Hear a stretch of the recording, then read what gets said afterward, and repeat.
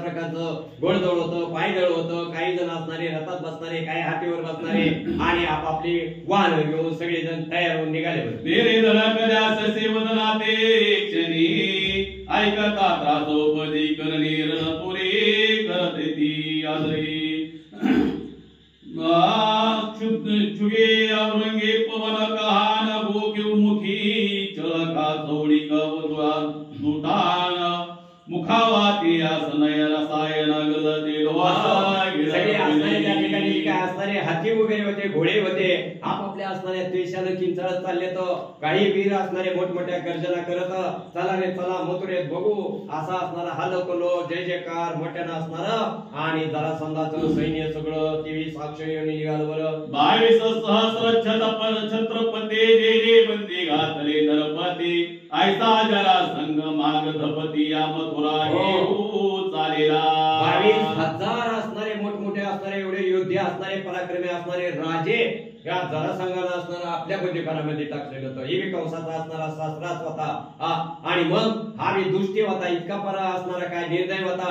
एवढं मोठं टाकलेलं काय कमी साम्राज्य असेल का त्याचं महाराज, इतकं मोठं असणार सैन्य आणि ती असणार 23 अक्षयोनी सोने घेऊन निघाला. बरं पुढे रात त्यांचे पाय वेद धननाथ पदे त्यांच्या या कोडर गरजत हाक पोळीता आवे हरीशानं जोरानं असणार त्या ठिकाणी हाक पडू लागले. चला रे मथुरेत जायचंय, बघायचं त्या असणाऱ्या दुष्टाचं, कृष्णाचं, त्या बलरामाचं बघायचं. सगळा असणारा टाव सुरू झाला. नाना परेच्या कासे गारू नये मनुष्य कोविल्या जगरी हाते कोणता असे लागे ओले कीटके अपारा नंदकावरी. निघायचं म्हटल्यानंतर ज्यांनी त्यांनी आपापलं साहित्य साधनं संघ घेतल्या, ते प्रत्येकाने आपल्या तलवारी संघ घेतल्या, कुणी आपलं भाल संघ घेतलं, कुणी असणारे गोपन गुंडे संघ घेतले, ज्यांचा ज्यांचा असणार कुणी गदा असणारे हातामध्ये घेतल्या. प्रत्येक आयुध घेऊन आपला आपला असणार जे काही सैन्य प्रकार तो असणार त्या ठिकाणी मोठ्यानं जे करत करत मथुरे करत चाललेले. तैसा पुढे कल्पातेचा सागर तैसे पायन लाती या पार सरका पाश भीती मिडी माळ घोर घेऊन पुढे लावती. जसं काय समुद्र असणार फुटावा महाराज, त्याचं पाणी चौकड पसरावं तसं जरासंधाचं सैन्य चौकड असणार फुटलं. बळगेचे ग्रेशराडांग घेऊन या विलगती चमकती वेगा धनुष्यवान सूर्या उरगा आकृती ऐसाच तेजा ताई द्रियादी येऊन पुढे धावती खांदी पूर्वी आदराने चालता पदे धुधर होई सांशंक मुसळ गदा मुखर परिघ शूळ आणि लोह तुंक भंग पटेश वाण लोहरची कौरग दशाग्न आणि सटाग्न लोहागर त्रिशूळ कोमया कातिया परशु तोमर कुठार घेऊनिया धावते पुढे आलोला या मथुरा पंत मथुरेचा असणारा रस्ता धरलेला आहे महाराजांनी. प्रत्येकाने आपला हत्यार वर असणार आकाशात चमको चमको असणार मोठ्यानं गर्जना करत करत श्रीकृष्ण भगवंताची निंदा करत श्रीकृष्ण भगवंताला दोष देत येत आणि ही सगळी असणारी जरासंघाचं सैन्य केवळ आपल्या लिखितचा सुरू व्हायचा आहे म्हणून असणार सगळं सज्ज झालेलं येतं आणि त्या ठिकाणी मोठमोठ्या जयघोष करीत करीत आपले हत्यार चमकळीत चमकवीत मोठ्यानं आरोळ्या देत निघाले. तुरंगमाने भार चपळ नगरी या मनोहर मित्र रथी साधय सार वर पलाटे सुंदरा तैसे किती कधी घाली श्याम कर्ण ऐका तयाची लक्षण कार्य शिर सागरे दोन तैसा वर्ण तयाचा. आणि या ठिकाणी सांगितलं रथ बी तसं पुढे निघालेले तो काय असणार घोडे बी तशा प्रकारच्या निरनिराळ्या रंगाचे घोडे आहेत. रथ कसा आहे म्हणून सांगितलं सूर्यनारायणाचा रथ जसं का असणारा बेफाम वेगाने निघावा तशा प्रकारचा रथ बी या जरासंघाचा काही सैन्य त्या रथामध्ये बसलेले आहेत. काही जण असणार असं आपापल्या असणार त्या ठिकाणी घोड्याचं निरनिराळे रंग सांगितलेले तर त्याच्यावर बसून स्वार झाले. डोळे रक्त सुंदर पोच्छे विद्रुमरण पुरा समीराहून या गती अपार ती लोक गमन तयाई कगोडी वळ वर्ण विशाल एक निळ वर्णाती निर्मळ एक पिवळेची या केवळ अरवी चपळ घोडे असणारे कसे होतं तर विजेसारखे चपळ होते मात्र महाराज. प्रत्येकाचं वर्णन सांगितलं. काही पिवळ्या रंगाचे होते, काही निळसर काळे होते, काही जणांचं शेपूट पांढरं होतं, काही जणांचा गोंडा पांढरा होता, काही जणांचं असं असणारं मस्तकावर असणारं पांढरं टिकलं होते, पिवळे असणारे काही घोडे होते. अशी सुंदर घोडे निघालेले होते बरं. एकाची मालिका ऐसे ज्योती परे वीरा सावरी तानई थारती ज्या तुरुंगाची तैसी अगम कांती तद्रुप वर्णा छाया दिसी सावळी गुडी किती काही गगदती शिवमुख एक चपूर प्रमचाळक एक कुंकुम केशवर्ण. आता या ठिकाणी असणारे काही काळ्या सावळ्या रंगाचे होते, काय असणारे तसे आपण तपकिरी रंगाचे सांगतो, तर काय असणारे कुंकासारखे लाल कलर त्या घोड्याची नावं सांगितली. एक चंदन वर्ण चांगले एक चंद्र वर्ण या सोजळे एक चिरवर्ण या हांसळे या चपळ चालती कुडी कुडी जांबोदेवीची जांभूळ वर्ण श्रीदादेवीची या चलवर्ण कोचादेवीची या पिवळे पूर्ण पितळे चित्रा. आता या ठिकाणी असणारे काही असणारे जांभळ्या रंगाचे जे काही घोडे होते अति चाणक्ष होते, अति चतुर होते, ते विजेसारखे असणारे आपल्या असणाऱ्या पाठीवर बसणारे आपल्या मालकाला घेऊन अगदी उलट्या सुलट्या किरण मारीत मारीत या मथुरेकडे चालले. चांगले देवीचे बळेर लक्ष द्वीपीची वर्णाच्या कोर कुशद्वैपीची अश्वज्वल सुंदर पुष्करीची श्यामवर्ण परमरागीत कुमारीत मदकाशमा स्थिती चालत अंबरे आवळ कावरे पळत पूर्ण विजेतयांचा नवचे खंडिया चप्पन देश तेथीची वारुई का मुनी कविशीस चित्रीची भंडारे अस पास उडीली दयावरी. आणि ज्या ठिकाणी असणारे एवढं मोठं घोडं निघालेले तर महाराज आणि मग सांगितलं आणि जसं काय स्वर्गातले जसे काय असणारे त्या ठिकाणी सगळे असणारे सैन्य गावात तद्वत ही सगळी मंडळी आधी चालली मथुरेला. पुष्पफळाला शृंगार सागर जाशी सुवर्ण समान गती अपार संकेत लावेता अणुमात्र ब्रह्ममोद प्रवेशी. क्षणामध्ये असणारे असे सोन्यासारखे असणारे प्रत्येकाचे असणारे त्या ठिकाणी मुकुट वगैरे होते. त्या रथाला तितकी शिखरही तशीच होती. या जरासंघाचं सैन्य आणि मथुरेवर चालले. चाल करून का चालले? कंसाचा असणारा सूड घ्यायचा होता. हा जरासंघ कोण तर कंसाचा सासरा, लिकी दोन रडक्या झाल्या म्हणून त्याचा असणारा बरोबर बाजू घेऊन यानं सगळं सैन्य त्या कृष्णाला मारायचं. चला जगकार वाजे वावराते अश्व खरग छत्री कदाती एक रूप होऊन यावर्ताते सभ्य गोकुळते तुरुंग एक रत्नादळेता वरे पाकरा चालता तनाने याव सुंदरा चरणी नोबले मस्तके तुला रत्नादळेता. रथाचं असणारं वर्णन केलंय बरं का. इतकं सुंदर असणारं मोत्याचं आणि हिऱ्याचं असणारं त्या ठिकाणी असणारी शिखरं त्याला होती. एवढं बघितल्यानंतर कुबेर असणारा देवाचा जो काय असणारा भंडार नायक तो सुद्धा म्हणे कुठली संपत्ती या जरासंघाने इतकी गोळा केली होती का. आपण बघितलं मागच्या ओळीमध्ये 22,000 तर नुसतं छत्रपती असणारे राजे ज्याला कोंडून टाकलं त्यांची संपत्ती लुटून आणलेली काय कमी असत इतकं रथ सजविलेलं होतं. रत्नदळिता मोहाळी तामरी रुळते या तिजागळी नरते क्रेते अभमंडळे पाय कृती न लागते हिंसती जेव्हा सबळ बळी ती तैसेची दिग्गजांची आळे कवना टोप घेऊन यावगवाळे वरी अरुण राव. प्रत्येक जण आपापल्या वाहनावर बसलेले काही जण असणारे घेतलेले आहेत आणि निश्चित तसा असणारा वा त्या ठिकाणी आपला असणारं स्वार करीत करत मथुरेच्या शिववर जाऊन घरापर्यंत जवळून दिसू लागल्या पोहोचलेले जैसे सौदामिनी अंबरे तैसा असेल आता धडकती करी ऐसी अश्व भारती अवसरे मथुरा पंथी तारे. जसं काय असं असणारा एवढा मोठा घोड्यांचा असणारा भार आणि निश्चित असणारं घेऊन नेमका असणारा हे सगळा संभार मथुरेच्या बरोबर गाव कसापर्यंत येऊन पोहोचलेला आहे. बरं आश्वभारा मागे रे उन्मत राग भार उठावली ऐरावता समान तुकीली चौदत का.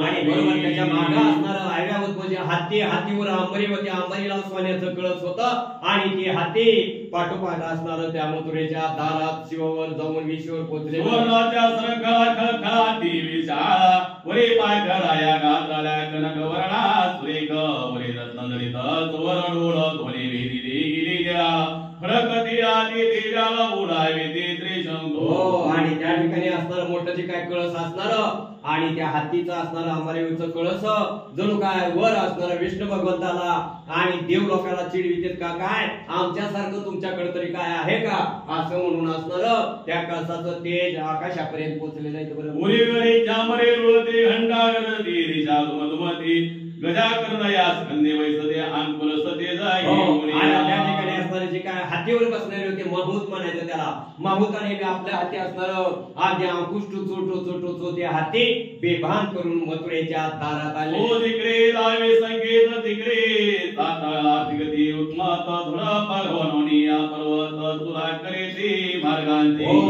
या ठिकाणी एवढी पराक्रमी होती जर का एखाद्या ठिकाणी गेली तर त्या असणाऱ्या गदा हाती त्याच्या प्रहारानं एखादा पर्वत सुद्धा असणारा भुगा भोगावायचा एवढं घोंदाट सैन्य मथुरेवर धडकलं. बरं. पुढे हिंसत चौताला ते तुरंग मागे सबळ किटा काठी मातांग त्या पाठी माग यारत सवीग धडघडाता. आता या ठिकाणी असणारं पुढं असणारे तसे घोडे आहेत म्हणजे असणारे तसे हातीच आहे माग असणारं पायदळ आहे तर त्याच्या माग असणारं तलवारधारक असणारे आणि रथवाजे असणारे अशी नियमाप्रमाणे आपापल्या पार्ट्या चारी प्रकारचं सैन्य चौकडून असणार या मथुरेला वेढा घातलाय. बरं. रथाची रत्नजडित चक्रे चपळ ऐसिया चित्र विचित्री साठे घातरिया देवज्रिया न पिटते सर्वता मनीय मन शोभती स्तब्ध वरीच छत्री कनक वर्ण स्वयंभ तुझे भेदी लागेली भिन्न भिन्न स्वरूप. सगळ्या वेगवेगळ्या प्रकारचा असणारा ह्यांचा आवाज कारवा गोंधळ स्वतःच्या असणाऱ्या जनसंघाच्या नावाचा जय जयकार हा ध्वनी असणारा आकाशामध्ये सगळ्या देव लोकांना चिंता पडली. एवढं मोठं सैन्य आता असणार ती 20 अक्षयनी सैन्य म्हणजे काय संख्या झाली का गणितच करता येत नाही. काय विल आता भगवंताचं सगळ्याला असणारं दिलगीर वाटलं. बरं. नाना शास्त्राचे भार रथे रथिली अपार सप्तशत चाबे परिस परिकर वरले तो निरावानाची वऱ्या रोडली महारथी पुढे धुरी वैसरी चतुर सारथी जे संकटे स्वामी सियारक्षे ते माने ते. आता या ठिकाणी असणार जे काय असणार रथ हाकणारे होते इतके चतुर होते जसं काय असणार वीज चमकून पळवावी तसा असणारे रथ उलटा पालता झाला तरी स्वतःच्या असणारा माग जो काय असणार धनुष्यबाण मारणार आहे तर त्याच्या जीवाला अत्यंत काळजीनं संरक्षण करणार असे हे सारथी त्या रथावर बसून स्वार झाले. पुढे पेले सबळ घोडे जे का आणि वाळा उडे यावे घाली सारथी संकेत जावे तिकडे जावे तिकडे. असे ते घोडे तितके असणारे चतुर होते. बरं. नुसतं टोची तरी इतके गडबडीस्तोवर जसा सारथ्याला वाटलं की घोडा माघारी फिरवावा रथ माघारी नुसतं टच करीपर्यंत घोडा घर कण असणारा वळवायचा सगळा रथ फिरवायचा इतके चतुर घोडे इतके चाणक्य घोडे या रथाला. असो ऐसा तेरी सौक्षहीन भारणी घाला तिचिनी वादे वाजते थिरी धरणी या लवडू पाये थिरावा मध्यभाग्या जरासंग दिव्य रथ ब्रह्म सोबत वरे आरोढ लाभ होते सानेत महावीर वेचिरा जैसा चक्रावरी या व्रत सुर निघाला सहित वार तैसा जरासंग प्रचंड वीर मथुरी समीप. सैन्याच्या मध्ये असणार आपला आपला असणार सुंदर पोशाख केलेला आहे आपल्या आयुध हातामध्ये घेतले तर बघायचं त्या असणाऱ्या काळ्या पोरट्याचं बघायचं ते बलरामाचं बघायचं ह्या सोडामध्ये निघालेलं आहे. पण कसा सांगितला जसं काय असणार शक्र म्हणजे इंद्रावर जसा व्रतासुर असणारा राक्षस निघावा जसं उलटी गत व्हावी तशा प्रकारचं या ठिकाणी असणार भगवंतावर असणारं चाल करून कोण निघाला हा बी असणारा एक पापी हा बी असणारा राक्षस रूपी असणारा जरासंघ या ठिकाणी निघालेला सांगितलेलं आहे. बरं. रातोराती दावी न देवे हे मथुरा पुरावी देली संन्यास समुद्राची पडिले वेष्टन भोवती अद्भुत लोक गजबजली सकळ मती ओढाळा प्रयकाळ जरासंघ परम सबळ करील निर्मळ मथुरेचे. आता या ठिकाणी असणारं करता करता अगदी सूर्यनारायण उगवून 8-9 टाइम झालेला महाराज चोकड असणारी माणसं जागी झाले तो शेतकरी जागे झाले घरची मंडळी जागी झाली बघतो तो काय हा अनकडोर सगळा सगळ्यांचं जे जे कर सगळ्यांनी मोठे असणारा जरासंधाचा विजय असतो आणि काही जण असणारा माऱ्यावर चढून बघू लागले माळावर चढून बघू लागले सगळ्या सामान्य मथुरेतल्या असणाऱ्या आणि जरी देवभक्त जरी असला तर सगळ्याच्या अंगावर काटा उभा राहिला. का जिकडं बघावं तिकडं सगळं सैन्य बरं 4 प्रकारचं सैन्यानं असणारं मथुरेला वेढा दिला प्रत्येकाच्या तोंडचं पाणी पळालं. का काय करेल श्रीकृष्ण भगवंत एकटा बरोबर एवढं मोठा आवाज ढव्य सैन्य घेऊन जरासंध आलेला आहे. स्वतः बी असणारा मध्यभागी तशा प्रकारच्या आपल्या तलवारी आपलं आयुध्य त्या ठिकाणी भरून आधी असणारा तयार आहे बरं का, सूट घेण्यासाठी उभा राहिलाय. सगळ्यांना घाबरं घुबरं वाटलं. मथुरेची असणारी सगळी लोक वर मारेऊन बघते, वर असणार त्या बरोबर माळवादावून स्लॅपून बघू लागले. तो काय करील देव आता. सगळ्यांचं तोंडचं पाणी पळालं. सगळेजण हवाजीत झाली या सैन्याला बघून. बरं वाट प्रजा करेती कलकलाट महाद्वारी दाखिली सदाट न उघडते. महाराज अशा प्रकारची असणारी अवघड घटना या सगळ्यांची झाली. बरं का कुडकड पळावं म्हटलं तर वाटच नाही का. एककडं होतं का चोकडून असणारे वेडे टाकलेले महाराज, चोकडून असणार वेडे टाकलेले 4 प्रकारचं दळ सैन्य बरं का. इतकं वेडं टाकलेलं होतं त्यांनी. आणि मग पळून जावं म्हटलं तर निश्चितपणे असणार थोडं सुद्धा सान नाही. बरं एक वेळा थोडा कमी म्हणावं त्याच्या मागे दुसरा वेळा आहे, त्याच्या मागे तिसरा वेळा आहे, त्याच्या मागे चौथा वेळा आहे. असं 4 प्रकारचं वेळ मथुरेच्या लोकांना वाटायला लागलं. आता प्रांताला आता मरण्याशिवाय बात नाही का. जरासंध निर्दय आहे, जरासंध असा कंसापेक्षा कपटी आहे. आणि एवढं मोठं 23 अक्षयणी सैन्य आपल्याला वेळा टाकलाय. आपली खैर नाही. सगळ्यांच्या तोंडचं पाणी पळालं. घामाघूम झाली महाराज. कंस मारेले येदो वेळे मनोरे आराम तोरे दामाताला या कौरवरी प्रयत्न करी. सगळ्या सामान्य माणसाची माणसं, सामान्य बुद्धीची माणसं मनामध्ये विचार करू लागली बरं का. काय करावं. एक चांगलं झालं की दुसरं वाईट घडतं बरं का. हो या ठिकाणी काय केलं येदुवीरे म्हणजे भगवंतानं श्रीकृष्ण भगवंतानं या कंसाचा दुष्टाचा नाश केला बरं का. खराच तो पापी होता, खराच तो निर्दय होता, खराच राक्षस होता. म्हणून जे भाविक होते त्यांना मोठा आनंदच वाटलेला होता. पण या ठिकाणी असणारे सगळेजण म्हणू लागले दुगीची दुगी लेकी रंडक्या झाल्या. हो या अशा तृप्ती या दुगीची दुगी पुरी रंडक्या झाल्या. त्यांची बाजू घेतली बरोबर सासऱ्यानं. आता आता आपली खैर नाही. बरोबर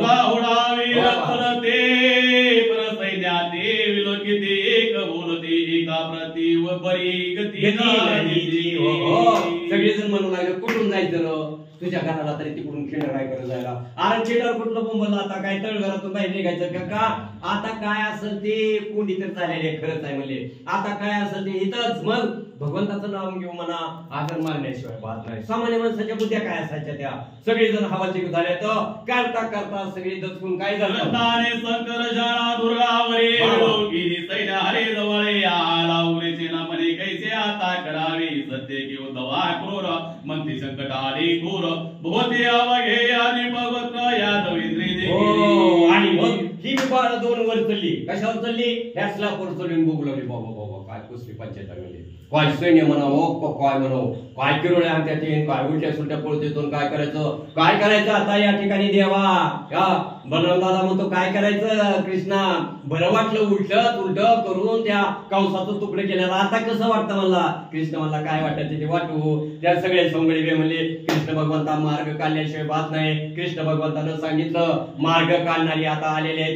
चट मार्ग काढण्याची नेतर अडकून बसल्याने पुंडलिकावर दे विठ्ठल श्री ज्ञानदेव जो विश्वपित्याचा जनाका तो सर्व स्थिती त्या कारक अनंत ब्रह्मांडे रेखायच्या मात्र घडीमुळी. अनुसंधान महाराजांनी सांगितल्याप्रमाणे सैन्य आलं जरासंधाचं. कारण जावयाला मारलं होतं आणि जावयाच्या कैवारासाठी जरासंध अफाट सैन्य घेऊन आलेला आहे. आणि भगवान परमात्म्यानं पाहिलं कृष्णानं जो त्याच्या इच्छेनुसार सगळं असणारं त्रिभुवन चालवलं आहे. अनंत ब्रह्मांडाचा नायक आहे. अशा भगवंतांनी सैन्य पाहिलं काय करतात. तेव्हा बोध केले सर्वेश्वरे उरुधवे विलो केले श्री करधरे तो अकस्मात निरापंत तुरे 2 रथ उतरले. आणि भगवान श्रीकृष्णानं वरती चढले स्लॅबवर आणि आकाशाकडे पाहिलं. पाहिल्याबरोबर भगवंताचीच इच्छा होती म्हणून आकाशामधून 2 रथ उतरले. त्याचं वर्णन आहे वैकुंठीचे दिव्य रथ सहस्रामित्र प्रभावासत उडाणावर नावे तेजा अद्भुत गरुड ध्वज झळकतीवरी. आणि भगवान श्रीकृष्णांच्या सहाय्यासाठी जे रथ आले होते ती स्वर्गाची संपत्ती होती. वैकुंठामधले रथ होते. आणि ज्या रथाचं वर्णनच करता येत नाही. 1000 सूर्याचं जेवढं तेज असावी तेवढं असणारं तेज त्या रथाचं होतं. आणि त्या झळकू लागला. शारंग शंख चंद्रगला मंडे तर थे असती आयुधे होता दारुक सारथी देवी त्यावंत शास्त्रास्त्र बिरवे लोका. आणि त्या रथावरती रथाला 4 घोडे आहेत, त्याच्यावरती शंख चक्र गदा भयंकर असणारं शस्त्रास्त्र आहे आणि त्या रथाला चालवणारा दारुक सारथी सहित रथ प्रगट झाला. पुरे ठेविले आचे भात कोण वर्णित तुरंग माते दिया अमृता पान करते एक नामे तयाचे. आणि त्याच्यावरती अक्षय प्रकारचं भात होतं असणारा ते भात्या शंखचक्र गदा होती. त्या रथाचं वर्णन करता येत नाही. स्वर्ग संपत्ती होती. ऐका सेवे सामुग्र्याचे सुस्वर तिजा बलाक चौथा मेघ पुष्प ऐका दुधी या रथाचा प्रताप चक्र जनारूढला देती. तान ध्वजा मंडे तरत चारे वायो पळत श्वेत नांगर मुसळ अयोध्ये समर्थ तयावरे ठेविले. 2 रथ मथुरे उतरले जैसे काशीशी मित्र प्रगटले दारुके साष्टांग घेतले श्रीकृष्णाचे दंडवत. आणि अशा प्रकारचे रथ उतरले. त्या रथाला 4 घोडे होते. शौर्य असणारे त्या रथाची घोड्याची नाव आहेत. जी घोडे अमृताचे पण नित्य करतात असे असणारे रथ होते. एका रथावरती बळीराम दादा, दुसऱ्या रथावरती श्रीकृष्ण चढले. ऐका सकळ पाहती जन डोळा तात्काळ श्रीकृष्ण चतुर्भुज झाला.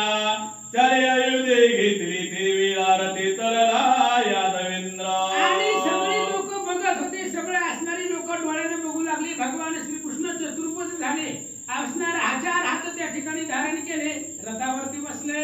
देव सुमने सांभार वरुणे वरसे धी अपार तुझे रथे धरता भोगेंद्र हर मुसळा सांभाळले. आणि देव लोक ज्यावेळेस कृष्ण रथावरती चढले त्यावेळेस सगळ्या देव लोकांनी स्वर्गातून फुलांचा वर्षाव केला. तसंच मुसळ आणि नांगर घेऊन बळीराम दादा दुसऱ्या रथावरती चढले. आयचे दे गुणे तय वेळा उग्रसेन स्फुरण आले चतुरंग सिद्ध झाले निशाने निरले धावावे गा. आणि अशा प्रकारचं पाहिलं उग्रसेन राजा होता. त्यानं पाहिलं गेलं. त्यालाही स्फुरण आलं. 4 पद्धतीचं दळ उग्रसेनानं तयार केला. अपार यादवे भारत हुकडून उठाविली समग्र प्रते वैसला उद्धवा आक्रूर प्रतापाशुर प्रचंडले. आणि सगळे अनेक यादवांचे भार होते. त्याच्यामध्ये उद्धव होता, आक्रूर होता. उग्रसेनाने सगळं सैन्य तयार केला. रथावरती बसले. भद्र आणि घननिळ सवये शंकत राहतील जरा संगया सैन्य उद्ध सकले वीर झाले भयभीता तो सुदेव निजभारेची देवी आला उग्रसेना जवळे एकची गाहे लागले रथुराची देवीला उल्लाट यांत्रिकी मार दुर्गावरून होती अपार परसैन्याचे यंत्र गोळा समग्र दुर्गा परेगा माझे आणि अशा प्रकारे वसुदेव आपले सगळं सैन्य घेऊन त्या रथावरती चढला. उग्रसेनाच्या जवळ आला. एकच गावात त्याची गाय लागली. अनेक प्रकारचं वाद्य वाजवले उघडलेले मथुरेचे महाद्वार सिंहनादे गर्जेती अपार यादव निघाले बाहेर रामकृष्णा समावेत पै. आणि मथुरेचं मुख्य द्वार उघडलं. द्वार उघडल्याबरोबर अथांग समुद्राचं पाणी असावं तसं सैन्य बाहेर पडलं. 2 सैन्य झाले मेळ धडकता वाद्यांचा कलोला ढळमळ ते या उर्मी मंडळ दिग्गजाचा पावले. 2 सैन्य होते. भगवान श्रीकृष्णाचं उग्रसेन राजाचं आणि जरासंधानं आणलेलं. दोन्ही सैन्य एकमेकांमध्ये मिसळला. घनघोर युद्ध सुरू झालं. दारी कचीर धोमाळे नारदनाचे अंतराळे मने मने मंडळे ते करे वाजवे टाळे आनंदे. आणि नारद महर्षींनी पाहिलं. घनघोर अशा प्रकारच्या युद्धाला सुरुवात झालेली आहे. आणि नारद आकाशामध्ये त्या ठिकाणी नाचू लागले. बरं झालं इथं त्या ठिकाणी असणारं भयंकर युद्ध सुरू झालं. म्हणून आनंदानं नारद महाराज टाळ्या वाजवू लागले. उतरावया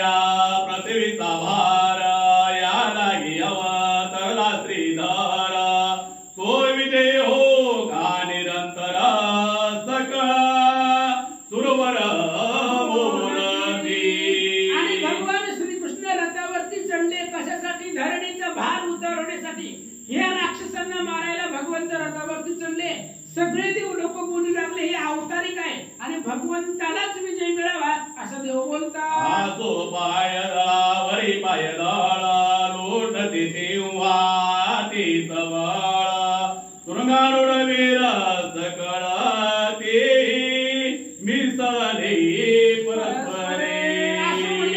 सुरुवात झालेली चतुरंग सैन्य असतं. पायदळावरती पायदळ, घोडदळावरती घोडदळ, हाती दळ आहे, रथदळ आहे, असं सैन्य युद्ध सुरू झालं. गदावरी गद लोटले रथाचे रथ दगटले एक निघन चक्र मांडले राम कृष्ण पाहते. आणि भगवान श्रीकृष्ण आणि बळीराम दादा त्यांनी फक्त रथावरती बसले, त्यांनी युद्धामध्ये प्रवेश केले नाही. बाकीचं जे काही चतुरंग सैन्य आहे ते आपापसामध्ये भिडलं, युद्ध सुरू झालं. दोघे जण पाहू लागले. जैसा दलदाईच्या धारा तैसे चरई कसरा एक एकाचे लावणी असुरा होण्या पडते धरेवरी. आणि मग कशा प्रकारे त्या ठिकाणी असणारं घनघोर युद्ध सुरू झालं. एकमेकाचं असणारं त्या ठिकाणी जी काही कलेवर आहे, हत्ती आहे, हत्ती धडकू लागले आणि शरीर प्रेत जमिनीवर पडू लागले. वीरांची उसळती देख जैसे आकाशापती कंदुक प्रेत पडते असंख्य गगना नाही शिर आकाशामध्ये उडू लागली तुटून. जसं आपण चेंडू आकाशामध्ये टाकावा तशा पद्धतीने अफाट शिर आकाशामध्ये उडू लागली. सगळे असणारी कबंध प्रेत जमिनीवर पडू लागले. ताते पुरधात माझी गदकलेवर वाहत रथ मोडले असंख्यात नाही गणिता आस्वांती. रक्ताची पूर वाहू लागले, नद्याच्या नद्या रक्ताच्या वाहू लागल्या आणि ते रक्ताच्या नदीमध्ये हत्तीचं शरीर प्रेत त्या ठिकाणी रक्त नदीमधून वाहू लागलं. रथ असंख्यात मोडले गेले. असं युद्ध सुरू झालं. प्रश्न बळ यादवाने वार केली प्रलाते या संहार उठावले जरा संघाचे वीर शिशुपाळा आणि वक्रंदा. आणि अशा प्रकारचं युद्ध सुरू झालं. एवढे असणारे यादव घनघोर युद्ध करतायत. बळ भगवंताचं आहे, कृष्ण पाठीमाग आहे म्हणून कृष्णाच्या बळावरती युद्ध सुरू झालं. तेवढ्या वेळामध्ये उग्रसेन आणि अक्रूर युद्धासाठी निघाले. कृष्ण दोषी मिळाले अपार त्याचा रोहिणी आला भीम कुमार महाभीमाने आदुराचार अतिनिंदक दुरात्मा. आणि कृष्णाचे जेवढे दोषी होते ते सगळे युद्ध आले. ज्याच्यामध्ये रुक्मिया भीमकाचा मुलगा आहे. तुझे पूर्वी श्रावणारी सुते दावणीय वैष्णव श्रवणा बंधू पुरते ई पुरुषा सहित युद्धते ते प्रतापवंते केले देवी. पाठीमागं जसं उदाहरण दिलं, भगवान श्रीरामचंद्राने अफाट युद्ध केलं, रावणाचे सर्व सैन्याला मारलं. तशा पद्धतीने भगवान श्रीकृष्ण बळीराम दादा सैन्यामध्ये शिरले. साची येत परम प्रतापी रण पंडिता संख्यात बाण स्वडित लोहे गणित शेषाते. आणि भगवान श्रीकृष्ण एवढे बाण सोडू लागले की ते बाण मोजायला शेषाला जरी बसवलं तरी जमत नव्हते. एवढे बाण सोडू लागले. वसुदेव नंदन रण सागर करू पायी प्राशन की मागद सैन्य सुस्त विपिन त्याशी कसाद श्रीरंग. आगस्त्यरूपी भगवान श्रीकृष्ण ही रणसमुद्र प्राशन करण्यामध्ये पटाई देईल किंवा वणव्यामध्ये ते ठिकाणी काढू लागावी आणि आग लागावी. तसं त्या ठिकाणी युद्ध सुरू झाले. मागद वीर याची नग त्यावरी वज्र धरे श्रीरंग हस्त पक्षाचे दोन्ही सवग भारी मंगळ जन. जरासंधाचं सैन्य म्हणजे एक पर्वत आहे आणि भगवान श्रीकृष्ण रूपी वज्र त्या पर्वतावरती जाऊन फिरला आणि युद्ध सुरू झाले. साक्षरी दळ त्यात मुख्य मुख्य उरले सबळ वरकड सैन्य समूळ कृष्ण आणि बाणावरी. आणि त्याच्यामध्ये जे काही मुख्य मुख्य होते ते असणारे त्या ठिकाणी भगवान श्रीकृष्णाने जे काही जमले होते सैन्य ते मारलं आणि जे मेन मेन होते नामांकित होतं त्यांना बाणानं आरे आणला. मुकुटाला वळी तुटून कागल टोन पडले दरणी महावीर पाटी देवनी पळो लागले ते देवा. आणि सगळे राजे जे आले होते त्यांचे मुकुट जमिनीवरती पडू लागले, घाबरले आणि कृष्णाला पाठ देऊन सैन्य माघारी फिरू लागला. सैतरी ते कुंजर सैरा धावती आणि वार ध्वजा सहित रथा पार पडले मोळोनी. आणि जर राजेच माघारी पळायला लागले, मेन मुख्य धुरापाठी मागं पळायला लागली म्हणल्यावर बाकीचे वरकडचे सैन्य होता ते सुद्धा पळून जाऊ लागले. छेत्रेचा मने पताकात येते केर पडला देखा सुद्ध नदीचा वाये बरका घायल जित पाहोनी. आणि घायाळ असतील, मेलेले असतील, त्या ठिकाणी रक्ताची नदी होती, त्या नदीमध्ये सगळी प्रेत वाहून चालले. कोणल्या पंडिताचे दिव्य दान पाकंडी पळती घेऊन वदन तैसे वीर प्रश्न गावून पळत झाले ते जसं एखादा पंडित असावा आणि पंडिताचं वेदांत ज्ञान पाहून एखादा पाखंडी तिथून निघून जावा, तसं भगवंताच्या बाणाला घाबरून सैन्य पळून इकडे करत अंतरच केले कायची बळी पदरे पडली हाक जरासंधावरी एकाएक रथा समवेत लोट. आणि इकडं कसं कृतांताची यमाची कांठाळीत बसावी एवढे असणारी घनघोर आरोळी बळीराम दादांना फोडली आणि जरासंधाला लक्ष केलं, त्याच्या दिशेने दादा निघाले. बळीरामाचा प्रताप हरपला मागदाचा दारुण दर्प जैसा शंकरा पुढे कंदर्प दहन काही शंकरा. आणि जसं महादेवा पुढे मदन असावा, जाळून भस्म केलं महादेवाने त्या मदनाला, तशा पद्धतीने बळीराम दादाला पाहिला, त्याचा आवेश पाहिला, जरासंधाचा प्रताप जाळून भस्म झाला. आणि नांगर हाती घेऊन या बळी रथाखाली उडी या सत्वर घालून या धावी दादा. आणि ज्यावेळेस जरासंध घाबरलेला पाहिला त्यावेळी हातामध्ये मुसळ आणि नांगर बळीराम दादाने घेतला, रथाच्या खाली उडी टाकली. जरासंधाच्या वडी वीर मुसळ घाई करी चूर झाला बहुवीरांचा संवार जरासंध पाहत असे. सगळे लोक पाहत होते त्यावेळेस बळीराम दादाच्या हातामध्ये मुसळ नांगर होतं, जी काय जरासंधाच्या अवतीभोवती सगळं सैन्य होता मारून टाकला. धनुष्य चढवून या गुण जरासंधे सोडिले बाण जैसा दारावरचे घन शरणे वाण सोडिले.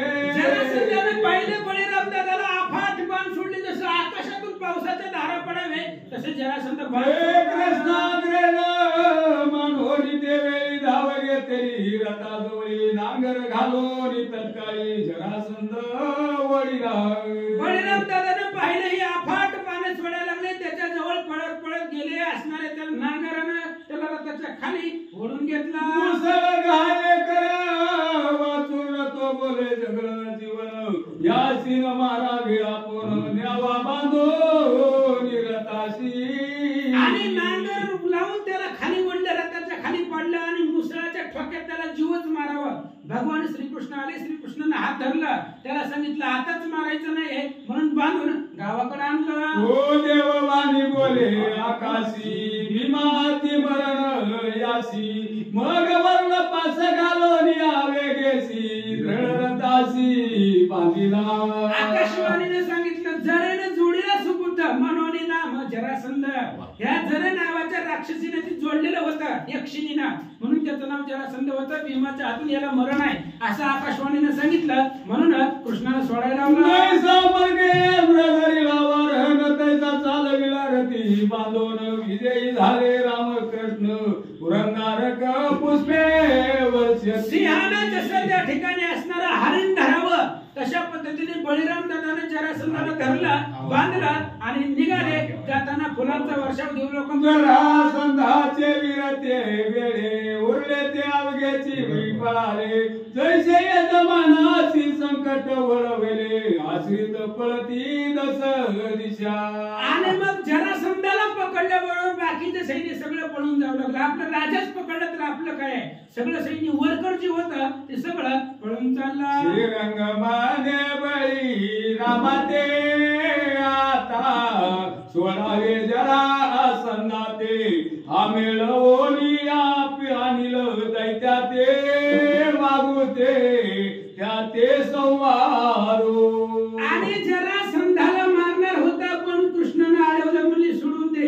लक्ष्मण बी शूर्पणखेला मारत होते पण सोडून द्यायला भाऊ नये. तसंही जरासंधाला जर सोडलं की अनेक सैन्य घेऊन येईल, त्या सैन्याला मारू जरासंधाला सोडू. कृष्ण बोलतात वरील जनी नक खळा तितके येते आणील सकळ ऐसे बोलता गणनीळ तत्काळ बळी रामे. कृष्णाने सांगितलं ही जरासंधाला मारायचं नाही. ह्याला जर सोडलं तर पृथ्वीवरती जेवढे जेवढे वैरी आहेत, आपले निंदक आहेत, दुर्जन आहेत, त्या सगळ्यांनाही घेऊन येत आहे आणि त्यांना घेऊन आले की आपण त्यांना मारायचं, पुन्हा ह्याला सोडायचं असं कृष्ण बोलतात. मग अत्यंत करीत खेद स्वस्तळा पातला जरासंध मध 22 सहस्र राया केला बंद तो पुरुषार्थ व्यर्थ गेला. 22 सहस्र छत्रपती पडले जरासंधाच्या बंदीशाळेप्रती. 22,000 राजे त्यांना असणाऱ्या बंदिवासामध्ये ठेवले होते, स्वप्रतापाने जिंकले होते. जरासंधाला लाज वाटायला लागली. 22,000 राजाला जिंकलं, काय उपयोग आहे असं स्वतःला निंदा करू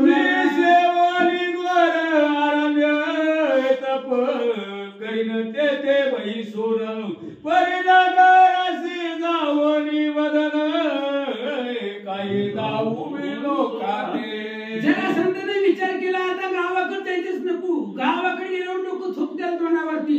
22,000 आपले राजा आपल्या बंदिवासामध्ये आहेत आणि आता इथं आपण बळीराम दादाने आपल्याला जिवंत सोडून दिलंय म्हणून लांब सगळं सोडून द्यायचं आणि कुठंतरी जाऊन तप करत बसावा.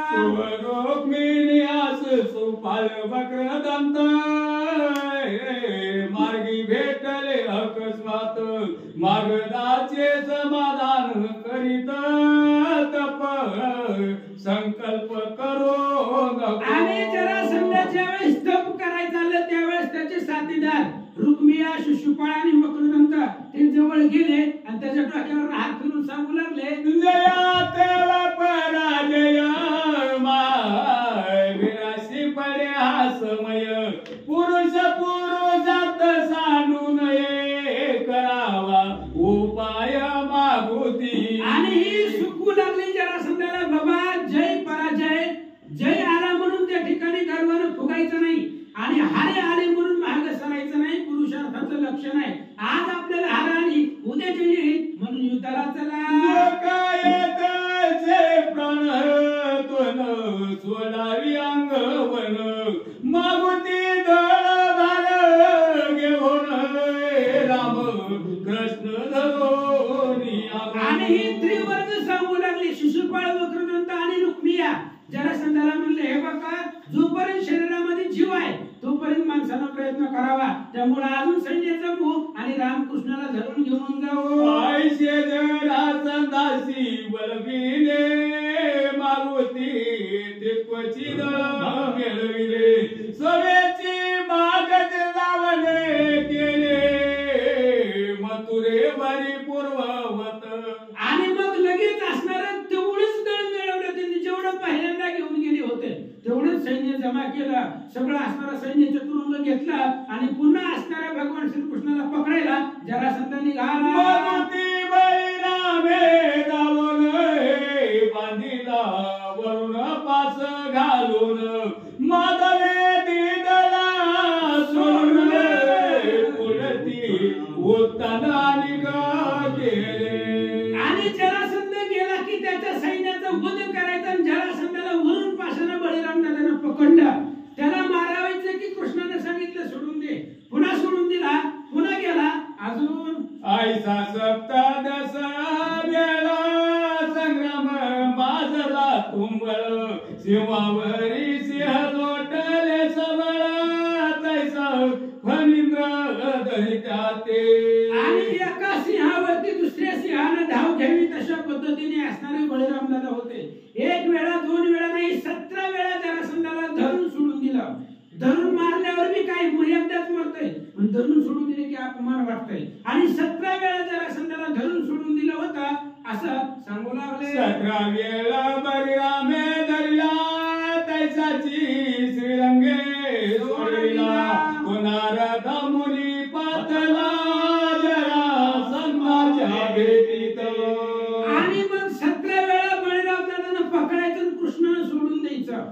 मग जरासंध कंटाळला गेला आणि कुठेतरी काहीतरी तप करावं म्हणून निघाला. रस्त्यामध्येच नारदांची भेट झाली. महाराज काय सांगते म्हणजे तू कष्टदासी 17 वेळा तुझं नाटवे राम घननीळ तरी काळ यवनाचे सबळ त्याची साई जय बोला विजय. नारदांनी सांगितलं हे बघ 17 वेळा बळीराम दादाने तुला धरलेला आहे आणि रामकृष्ण तुला ऐकत नाही, तुझी ताकद त्यांच्या पुढे चालत नाही. काय कर, काळ यवन आहे आणि त्या काळ यवनेला मदतीला घेऊन जा.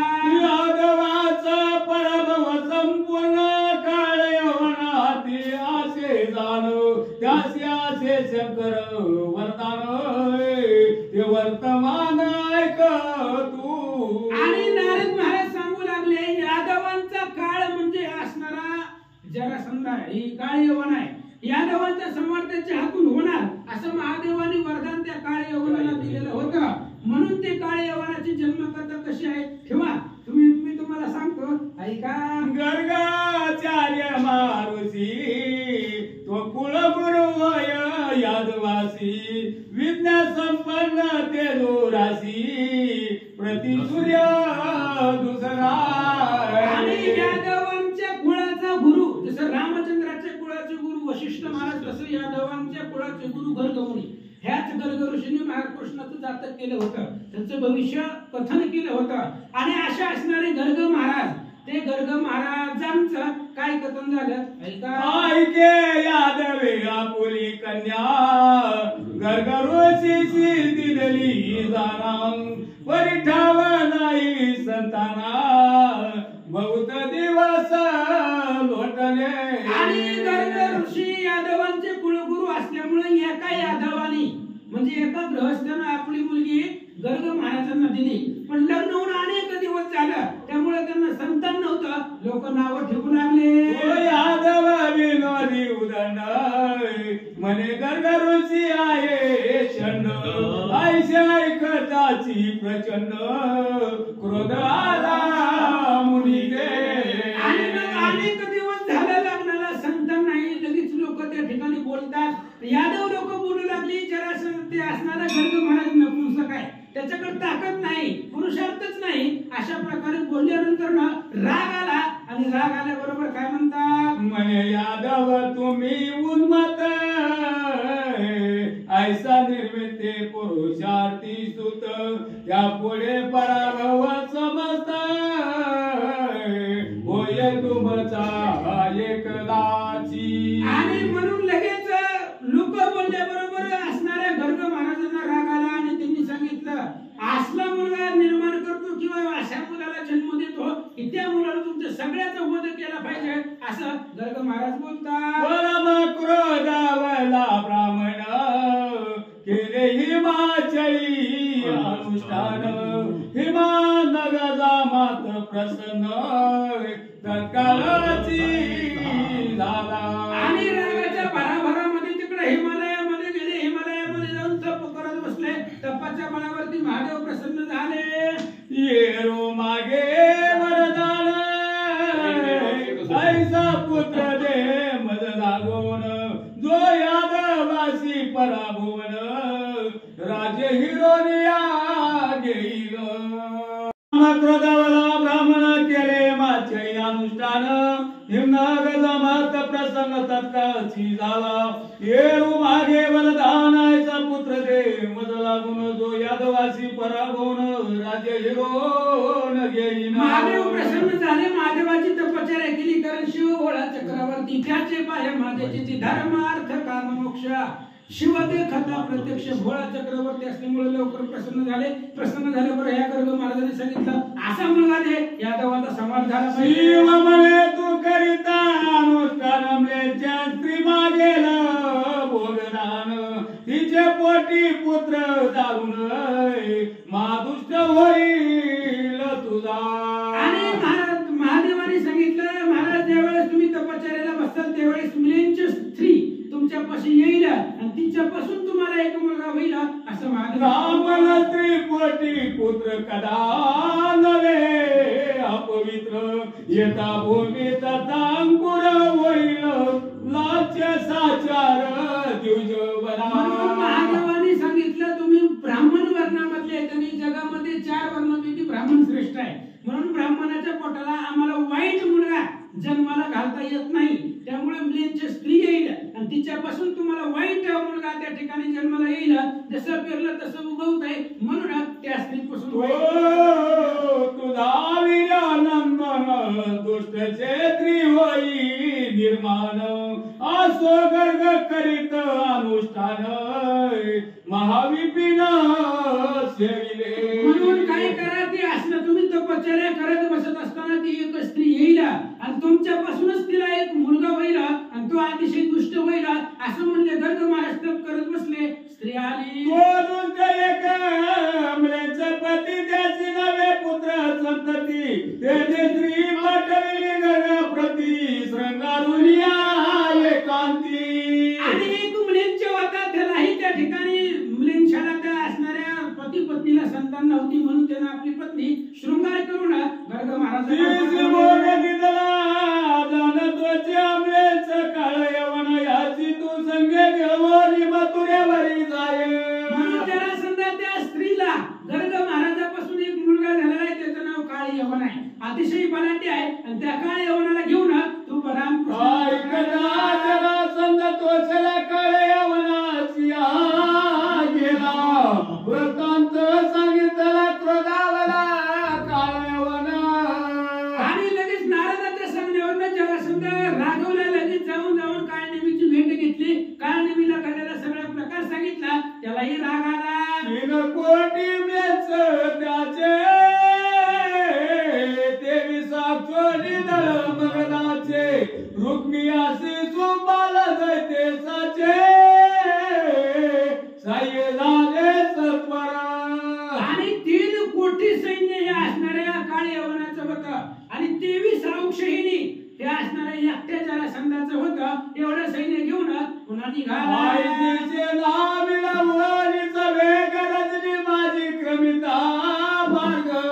सर्वात्मा सर्वात्मा श्रीरंग वर्तमान कळले त्या ते. आणि एवढं अफाट समुद्रासारखं सैन्य घेऊन जरासंध काळ यवनाला घेऊन येतोय. रस्त्यामध्येच येत असताना कृष्णाला कळलं, त्याला काय कळत नाही. जाणे मुंगीचेही मानस, मुंगीच्या मनातले ओळखणार आहे तो. आणि भगवंताला अंतर्ज्ञानानं कळलं, जरासंध येतो. मग भक्त कैवारी रमा माधव समुद्र पाशी माधोरिया टाव द्वारका नगर पूर्व विरे विरेंची हातीरच विरे. आणि लगेच भगवंतानं रात्रीमध्येच समुद्रामध्ये ब्रह्मदेवाला बोलवलं आणि ब्रह्मदेवाच्या हातून समुद्रामध्ये रातोरात द्वारका नावाची नगरी रचना सांगता समत तर्या त्या वाढेलं बहुत द्वारका वर्णनात भूत पुढे कथन केले असे. श्रीधर महाराज म्हणाले, द्वारकेचं वर्णन सांगायला लागलो तर अजून 100 वेळा वाढतील, म्हणून म्हणले आता सांगत नाही, थोडा आकर्त घेतो. म्हणले अशा प्रकारची द्वारका तयार केली. पुन्हा काय झालं, आसे जायची वैकुंठ लहरी तैसीचा द्वारका भूमीवरी कमल भवे निर्मिले ते अवसरी श्रीकृष्णाने करोनिया. जसं वैकुंठ आहे तशा पद्धतीची द्वारका ब्रह्मदेवानं श्रीकृष्णाच्या सांगण्यावरनं पाण्यात तयार केली. जेनेच्या मात्रा दिले रथ तेनेची द्वारका रचिली अद्भुत हे देवाना संपत्ती समस्त कुबेरे आणून भरलेली. आणि कृष्णाच्या सांगण्यावरनं ब्रह्मदेवानं हस्त लागावानं द्वारका तयार केली आणि त्या द्वारकामध्ये सगळे इष्टिक कुबेर देवानं आणून ठेवले. रातो राती काळे वन मथुरेवरी मांडिले धावले तो मथुऱ्याचे लोक निद्रेने आम्हाला व्रत व्यापिले. मथुरेवरती त्या ठिकाणी जरासंध काळ यवनाला सैन्य घेऊन येत होता आणि मध्यरात्रीचा प्रसंग होता. लहान लेकरापासून म्हाताऱ्या माणसापर्यंत सगळे झोपलेली होते. नाटकी पुतधारी अव माया घालोनियावरी रजनी माझी द्वारकापुरी समस्त लोक पाठविले. आणि अतिशय लागवी असणारे चतुरांत शिरोमणी गुणलावण्याची खाली असे असणारे भगवान परमात्मा सगळे झोपेमध्ये असताना रात्रीतच ट्रान्सफर केलं. हे असणाऱ्या मथुरेमधून सगळी उचलली द्वारकेत नेऊन धान्यापासून सभावेत गज तुरंग रथ अद्भुत सह कुटुंबे यादव समस्त उग्रसेनही पाठविला. सगळीच पाठवली. जसं एका मोबाईल मधून दुसऱ्या मोबाईल मध्ये डाटा आहे तसा ट्रान्सफर करावा, तसं आहे तसं ज्याची घरं जशी असतील तशी धनधान्य ज्या अवस्थेमध्ये झोपलेला आहे तशी सगळी उचलली द्वारकेत नेऊन ठेवली. दारुक सारथी रथे अयोध्येती पाठविली गोविंदे भरिभद्र ही परमानंदे पाठविला ते दवा. कृष्णाने सगळ्याच पाठवलं. अख्ख्या मथुरेमध्ये एकटा राहिला. दारू असेल ती स्वर्गातून आलेली रथ असतील बळीराम दादा असेल सगळ्यांनाच त्या द्वारकेमध्ये प्रविष्ट केला.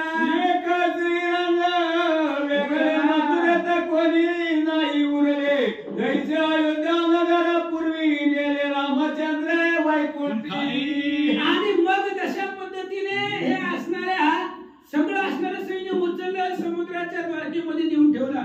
एक श्रीकृष्ण व्यतिरिक्त दुसरं कुणीच तिथं उरलं नाही. तसं रामचंद्र सगळ्याला घेऊन गेले आणि अयोध्येवर द्वारके पाजी लोक जागे झाले पाती उगे चिचा कटले वस्तू जात तैसेची संचले परिनगरा फुले नव्याची. आणि सकाळी सकाळी द्वारकेमधली लोक जागी झाली. सगळे उठून दरवाजाच्या बाहेर जाऊन बघताय. घर आपलेच आहे सगळ्या वस्तू आपल्या याच्या पण गाव आपलं नाहीये. बाहेर जाऊन बघू लागली वेगळं दिसू लागलं. क्रूर उग्रसेन वसुदेव देवकी संकर्षण रोहिणी प्रजा सकल ब्राह्मण मनती हरिविंदानंद कळेची. मग जागे झाल्यानंतर असणारे वसुदेव देवकी रोहिणी आहे उग्रसेन आहे उद्धव आहे अक्रूर आहे बळीराम दादा आहे. भगवंताची माया घटित आहे. देवाच्या बापाच्या पायी वहिली मायेने पिढी ठोकिली तेथे माई कधी व सकाळी मुक्त कैसी होती पा. देवाच्या बापाला माया कळत नाही आपल्याला कशी कळेल असं म्हणले भगवंताची माया त्यानं केलं असं म्हणतात. मथुरेच्या शतगुणे चांगले द्वारका नगर आम्हाली झाले असो इकडे काय वर्तले त्याची ऐका भाविक हो.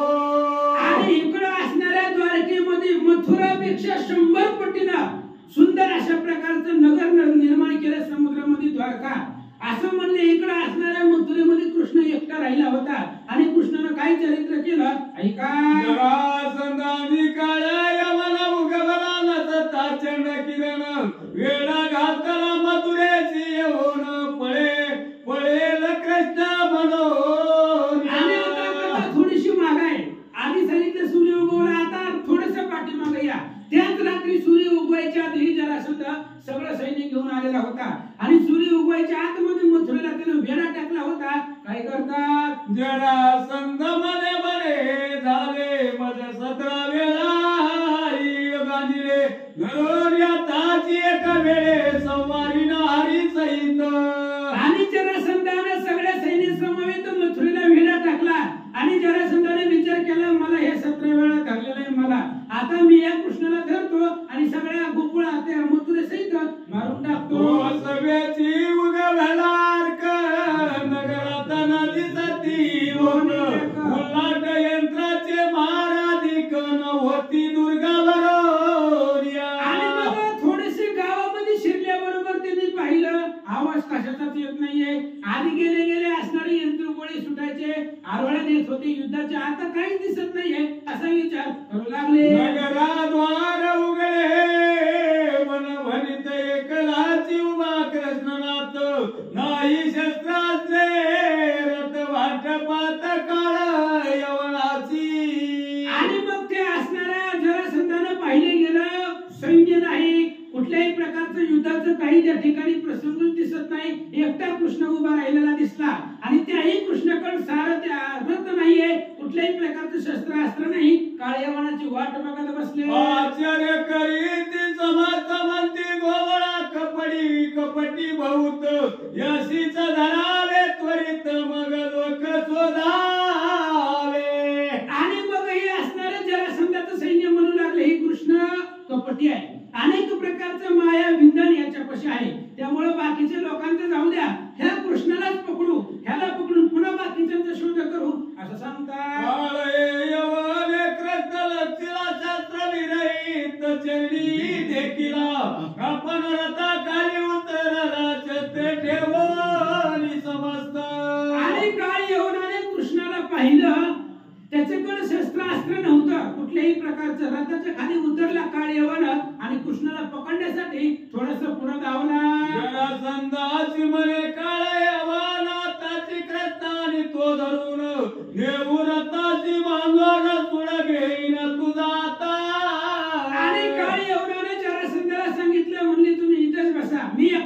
असतो त्या कृष्णाला उचलून घेऊन येतो, त्याला रथाला बांधू म्हणजे तुमचा सोडा पूर्ण होईल. यवने भुजा पेटवून या सत्वर सन्मुख लक्षिला श्रीधर हवेचे धाव घेतली त्वरते यदुवीर पाहतसे.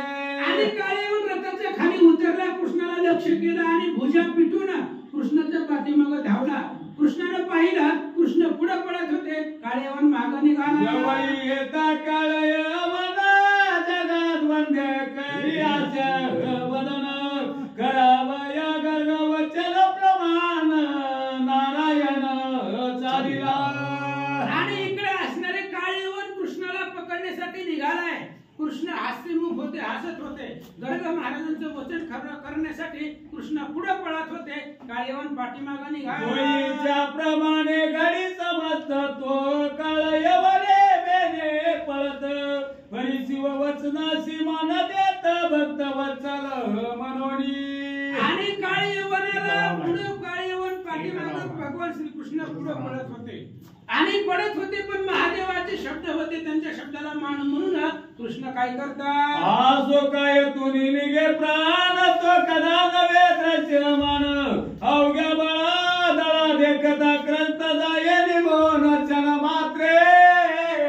आणि सगळ्या दळामधून कृष्ण अचानक त्या ठिकाणी पळून जात होते. जसं शरीरामधून प्राण निघून जातो पण कोणालाही दिसत नाही, तशा पद्धतीने कृष्ण सगळ्या दळासमोर पळून चालले. जैसा गगनी झळके चपळा तैसारी वेगे निघाला काळे वन पाठी लागला दळ भार राहिला दुरी पै.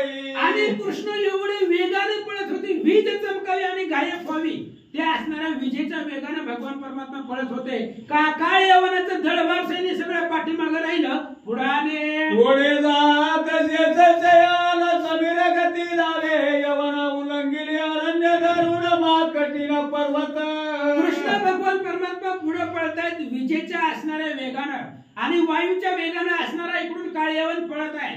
घोरदार अशा प्रकारचे अरण्य उल्लंघन केले, पर्वत दऱ्या लंघून पुढे निघाला. नर्मदा तापी गोदावरी अनेक नद्या उल्लंघी मुरारी भीमा उल्लंघून कृष्णा तिरी कृष्ण वेगे पातला. नर्मदा तापी गोदावरी अनेक प्रकारच्या नद्याचं उल्लंघन भगवंताने केलं आणि कृष्णा तीरावरती कृष्णा वेणी संगम सुरंग ज्याची म्हणती दक्षिण पर्याग तेथे उभा टाकला श्रीरंग तो भार्गव राम भेटला. आणि मग कृष्णवेणी संगमाच्या ठिकाणी असणारा दक्षिण प्रयाग आहे, तिथे भगवान परमात्मा उभा राहिले. परशुरामाची भेट झाले रोगाचे मालिंगन परशुराम पूजे हरी लागून कोणीकडे झाले आगमन कृष्ण वर्तमान सांगितले. आणि मग भगवान श्रीकृष्ण आणि परशुराम दोघे एकमेकांना कळकळून भेटले. परशुरामाने विचारले, महाराज इकडे कस काय. तो जवळ आला काळयवन पुढे चालिला जग मोहन पूर्ण ब्रह्म सनातन त्याशी यवन धरू पाहे. आणि हे दोघं बोलत असताना काळयवन जवळ आला. कृष्णाने पाहिलं आणि कृष्ण पुढे पळाले. जो असणारा कुणाला सापडत नाही त्याला पकडण्यासाठी काळयवन टपूला जवळी सापडला तिचे परिदुरी बहुताची आसे बहु धावे घेतली सायासे परी नाटोपे श्रीरंग. कृष्ण सापडत नव्हते, असं हाताला धरावं एवढे जवळ वाटत होते, पण पुन्हा एकाच क्षणामध्ये खूप लांब जवळ आहे असं दिसत होतं, पण खूप लांब वाटत होते. त्यामुळं काळयवनाला सापडत नव्हते. सद्भाव वाचोनी कोणा नाटोपे जग जीवन त्याशी काय बदलील काळयवना तर्के पूर्ण वेद शास्त्र. आणि भगवान श्रीकृष्ण सापडण्यासाठी फक्त एकच लागते, भाव बळे आकळे हे रवी नाकळे. भाव असेल तरच भगवंत सापडतो, म्हणून सांगू लागले. काळयवन म्हणे रे बेळा किती पळशील दडदड तू गोकोळी केला पवळा ते माझा पुढे नचल्याची. आणि काळयवन बोलू लागला, कृष्णा किती मला घाबरून घाबरून पळायला लागलाय. जसं गवळणीच्या पुढे पळत होता, गवळणीच्या पुढे जो पवाडा केला पराक्रम केला, माझ्या पुढे चालत नाही. 17 वेळ माग धासी तू मथुरे पुढे युद्ध करीसी मज भेने का तू पळसी न पुसक वसी गोवा. अरे कृष्णा तुझ्यामध्ये ताकद नाही. त्या जरासंधाला बघून त्याच्याबरोबर 17 वेळा त्याला पकडलं आणि मी आल्याबरोबर माझ्या पुढे त्या ठिकाणी पळू लागला. जरासंध गवळणी बांधी ती उकळाशी मज उशिरा काय धरावयासी तू गोकुळी चोरी करीसी त्याची पाशी चौकडे. अरे बाबा आम्ही तुझा पराक्रम ऐकलाय. तुला बायाने उकडाला बांधलेला आहे. गवळणी तुला उकडाला बांधत होते. मला धरायला काय अवघड आहे. जसं मथुरेमध्ये तू चोरी करत होता, लपून बसत होता, तसंच इथं करू पाहतो. कालिया आणि वाघासुर किडे मारोनी झाला सिद्धोर. आसव मारिला केसी वीर बकासुर पाखरू. आणि पाठीमागे जसं मारले होते, कालिया मारला, आगासूर मारला, बकासूर मारला, केशी मारला, प्रलंब मारला, अनेक प्रकारचे दैत्य मारले. पण कालियामध्ये सापाचं किरडू होतं. हे असणारा बकासूर त्या ठिकाणी पाखरू होता. त्यांना मारून वृषांती झाला. वल्मिक तुल्य गोवर्धन पुरुषार्थ रोगाची उचलून कंस मारिला कपटे करून. आता धरिला तुझा. अरे वारुळा एवढा गोवर्धन उचललाय. वारुळ उचलल्यासारखं गोवर्धन पर्वत उचललाय आणि थोर पुरुषार्थ दाखवायला लागला. कंसाला कपटानं मारलं तसं माझ्या पुढे चालत नाही. बोलत बोला नाटोपे कृष्ण नाथ नानात अनुष्ठान करीत त्याची निश्चित न सापळे. आणि असा असणारा श्रीकृष्ण आहे. काळेवन पुढं कृष्ण पुढं पळत होते, काळेवन पाठीमाग आहे. अहो योग याग करणाऱ्याला कृष्ण दिसत नाही. योगी यांच्या ध्यानी ध्याताना तुळसी ते नाही सापडत नाही. काळेवनाला कसं सापडेल. एक करीते वेद शास्त्र पठन करीते योगा साधन तीर्थाटन नाना साधनी लग्न मौनी दत्ताधरी पंचांग. एक करीते वेद शास्त्र पठन करीते योगा साधन तीर्थाटन नाना साधनी करीते चिर परिमल मोहन नाटोपे. एका डेगात ब्रह्मांड यवन धावे त्याची अपाटी. व्यर्थ पाता होती पोटी परी जग जेटी न.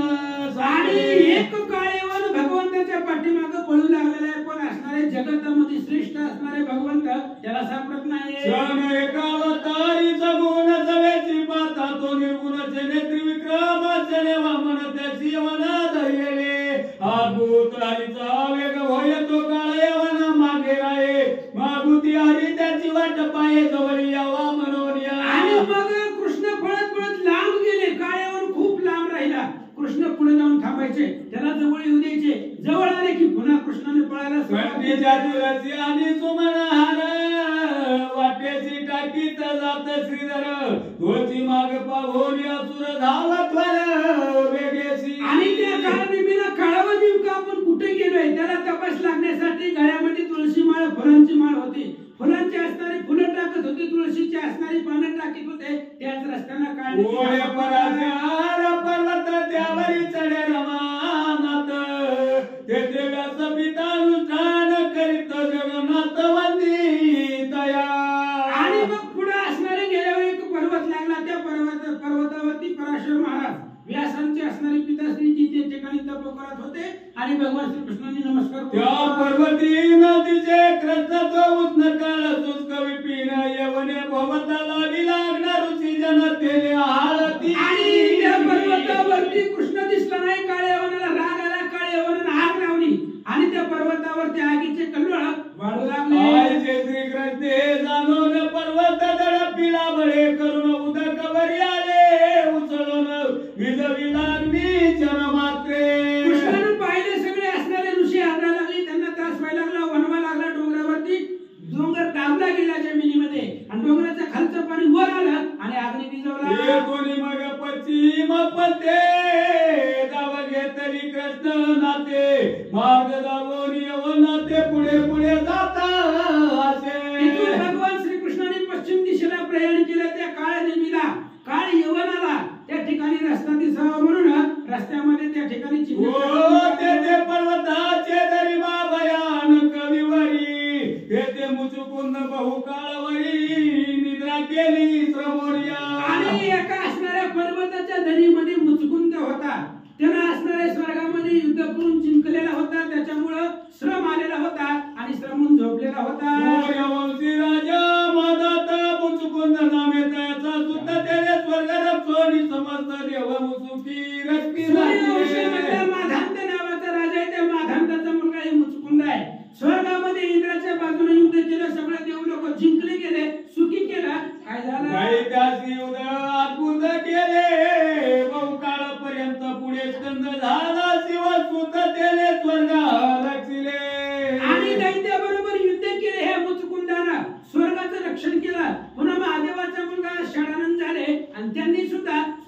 दर्शन केलं. कोंद भवत श्रमला मग त्याची वर प्रसन्न झाला.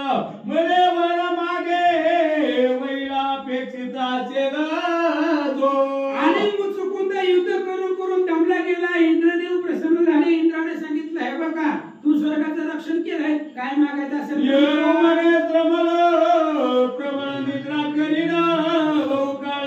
जो माझी निद्रा समाधी मोरील तो भस्म होईल त्याची. आणि मुचुकुंदाने सांगितलं, हे बघा महाराज युद्ध करून दमलेलो आहे, आता मला झोपायचंय, मला कोणी उठवायचंच नाही. मी आता एवढं दिवस झोपणार आहे आणि जो माझी निद्रा भंग करेल, जो मला झोपीत उठवीन, तो जाळून भस्म व्हावा. निद्रांती जग जीवन भेटो अकस्मात येऊन तथा तू म्हणे सत्र नयन मग विवरी जावो निजला पायी. आणि त्या मुचकुंदाने मागितलं इंद्राला, माझी झोप मोडणारा जळून भस्म व्हावा. पण मी ज्यावेळेस झोपीतून उठल्याबरोबर भगवान श्री विष्णूचं मला दर्शन झालं पाहिजे, तो माझ्या दृष्टीपुढे दिसले पाहिजे. इंद्रदेवाने रात प्रवेशाला वैकुंठनाथ हे दुरोणी काळयवन देखत म्हणे बरा येते सापडला. आणि त्याच असणाऱ्या युगरामध्ये भगवान श्रीकृष्ण गेले आणि गेल्यानंतर ना पुन्हा त्या मुचकुंदाच्या अंगावरती आपलं पिंजर टाकलं. फक्त बघितलं. या जागी त्याची विवरात प्रवेशाला वैकुंठनाथ हे दुरोणी काळयवन देखत म्हणे बरा येते सापडला. झोपला होता कृष्ण, तसंच थोडासा पुढे गेले. पाठीमागून काळ यवन आला. त्यानं बघितलं झोपलेला, त्याला वाटलं कृष्ण आहे, बरं झालं. हरिविहारात पुढे गेला तो मुचकुंद बहु काळ निजला. आपुला पितांबर काढला मग झाकीला तयावरी. आणि युवरामध्ये श्रीकृष्ण पुढे गेले. ते मुचकुंदाला झोपलेलं पाहिलं. मग लगेच भगवंतानं आपला पितांबर काढला, त्या मुचकुंदाच्या शरीरावरती टाकला आणि पुढे जाऊन लपून आपण पुढे जाऊन गुप्त पाहे जग जीवन तोरवरात प्रवेशला काळयवन विलोपुन पातसे.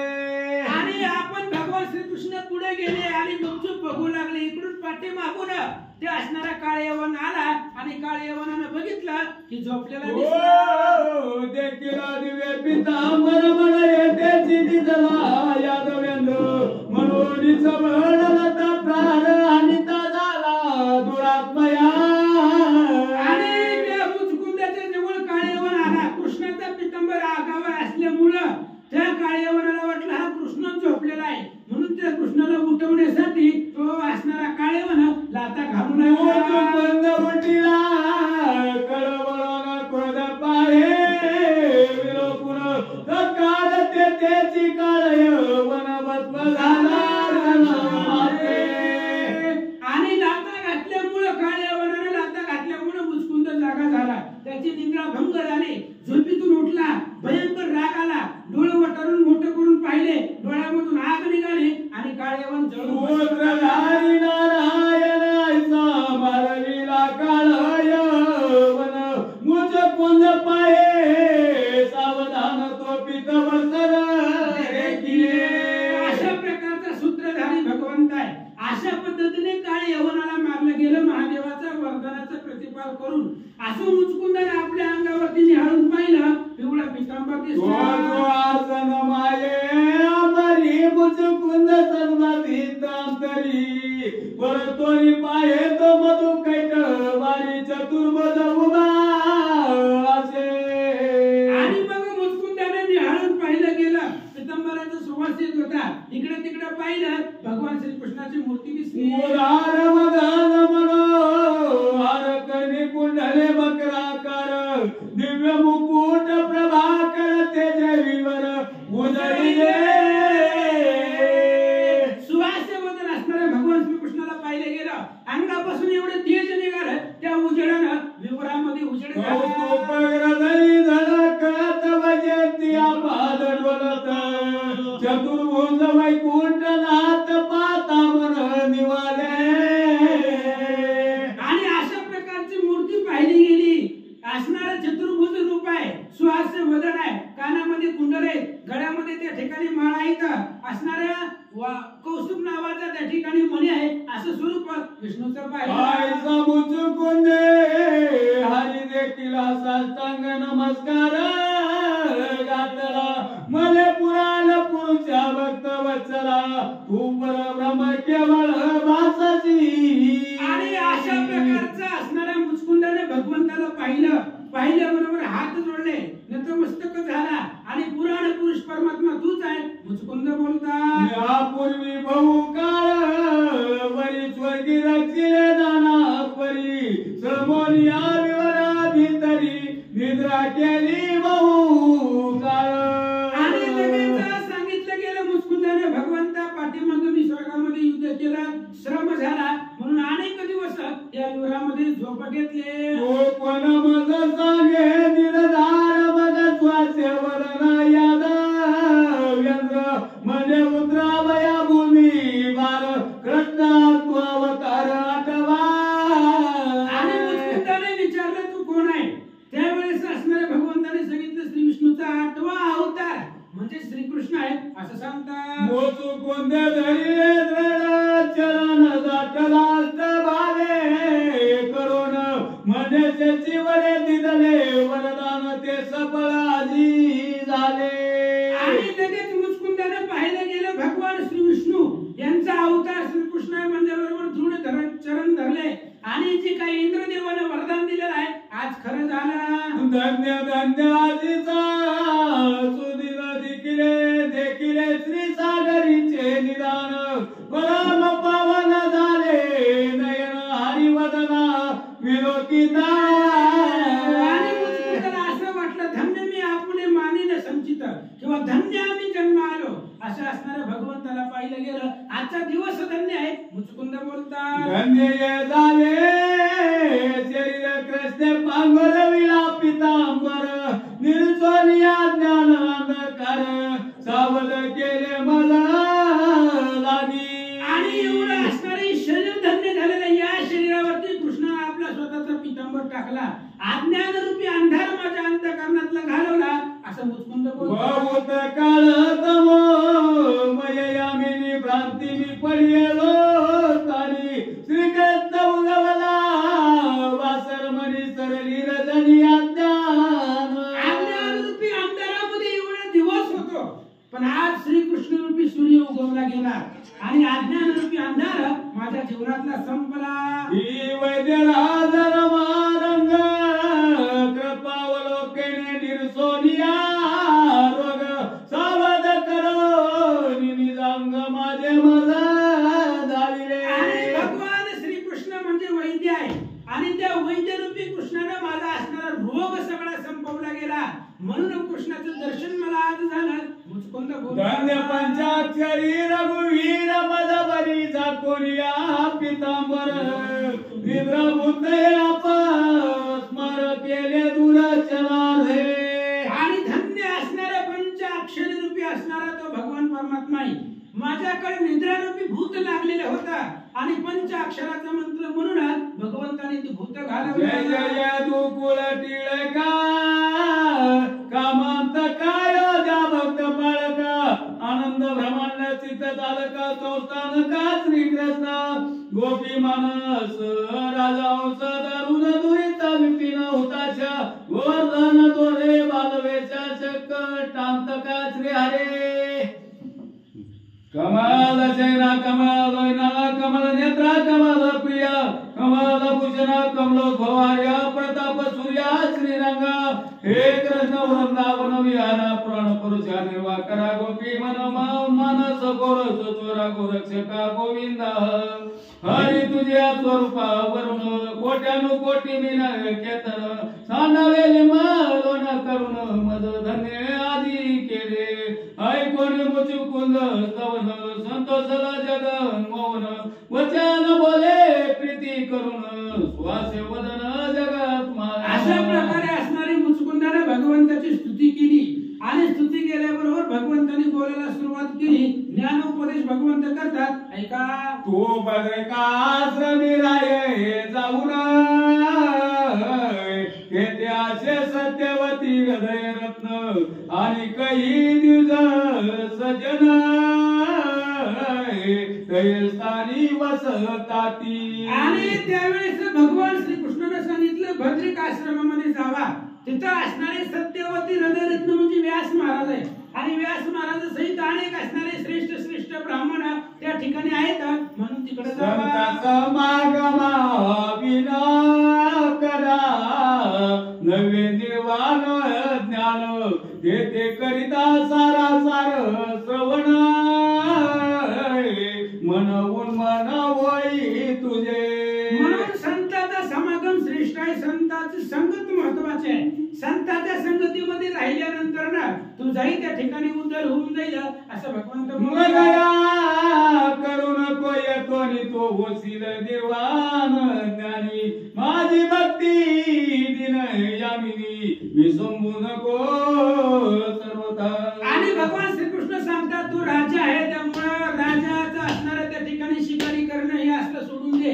वनामध्ये जा बद्रिक आश्रमामध्ये तिथं त्या ठिकाणी जाऊन राहा. माझं स्मरण विसरू नको. माझी वेदाची आज्ञा प्रमाण वर्तावे सदा श्री वंदून सखे करावे संत जन गुरुशी शरण रिगावे.